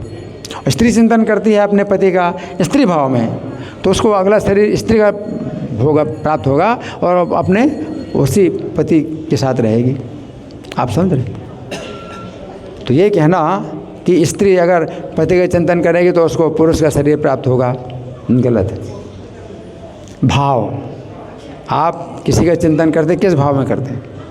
हम कृष्ण का चिंतन करते हैं, किस भाव में करते हैं? दास भाव में करते हैं तो हम दास बनेंगे कृष्ण के, कृष्ण थोड़ी बनेंगे। कृष्ण का चिंतन करते हैं तो किस भाव में करते हैं आप? माधुर्य भाव में करते हैं तो आप जो है मंजरी बनेंगे, गोपी भाव में करते हैं तो गोपी बनोगे, है ना। दास भाव में करते तो उनके सेवक बनोगे, हैं। मात्सल्य भाव में करते तो उनके माता पिता बनेंगे। कि कृष्ण मेरा पुत्र है, कोई माता जो सोचती है कृष्ण मेरा पुत्र है, मैं उसकी माँ हूँ, इस भाव में वो शरीर छोड़ती है तो कृष्ण की माता बनेगी। माता के समान कृष्ण कितनी पत्नियाँ हैं। कोई अपना कृष्ण का चिंतन करता है पिता भाव में कि मैं कृष्ण का पिता हूँ और कृष्ण मेरा पुत्र है, तो उसको अगला शरीर मिलेगा पिता का। पिता के समान बहुत हैं, आप सुन रहे हैं। तो ये चीज़ नहीं है कि भाई स्त्री अगर पति का चिंतन करेगी तो उसको पुरुष का शरीर मिल जाएगा, या जो पति है अगर पत्नी का चिंतन करेगा तो उसको स्त्री का शरीर प्राप्त हो जाएगा। पत्नी का चिंतन करता है लेकिन किस भाव में, वो पुरुष भाव में चिंतन करता है। वो चाहता है कि ये मेरी पत्नी बने, मैं इसका पति बनूं, इस भाव में इस चिंतन करता है तो वो पति बनेगा। और है ना, स्त्री अपने पति का चिंतन करती है स्त्री भाव में कि ये मेरे पति बने, मैं इनकी पत्नी बनूं, समझे ना। तो भाव की बात होती है, ठीक है। भगवान के धाम जाने के लिए कौन सा भाव है? तो भगवान के धाम जाने के लिए उसमें कोई है, भगवान के धाम में अगर वो गया है पति, अब सीधी आप बार बार उसी प्रश्न को उठा रहे हैं। भगवान के धाम जाने के लिए ये भगवान ने, कपिल भगवान स्वयं कह रहे हैं सैव साधु सुकृत, साधुओं के प्रति अगर आपने आसक्ति कर ली तो मोक्ष खुला हुआ वैकुंठ का द्वार है। फिर भी नहीं आए समझ में, खुला हुआ वैकुंठ का द्वार है। कोई साधु नहीं तो समझ रहे। तो जिसके प्रति आपकी आसक्ति होगी तो उसकी स्थान में जाओगे, ठीक है ना। तो इसलिए हाँ, अब वो जो है भरत महाराज हैं हरण का चिंतन कर रहे हैं तो पिता भाव से कि ये वो बेचा, ये हरण जो है मेरा पुत्र है और मैं इसका पिता हूँ। तो हरण के भाव में उन्होंने हरण का चिंतन किया तो हरण बन गए। तो भाव किस भाव में चिंतन कर रहे हैं, वो अपने को भी हरण का पिता समझ रहे हैं, हरण की चाल ढाल है ना, तो हरण का शरीर मिल गया। किस भाव का चिंतन करते हैं, ठीक है ना। तो इसलिए आसक्ति साधु से करो, असाधु से करोगे तो फिर दुर्गति भी मिलेगी। वो कहाँ पर है, ठीक है। धन्यवाद। ग्रंथराज श्रीमद् भागवतम की जय, श्रील प्रभुपाद की जय। हरे कृष्णा। खान है, आपको खान है। हरि ओम।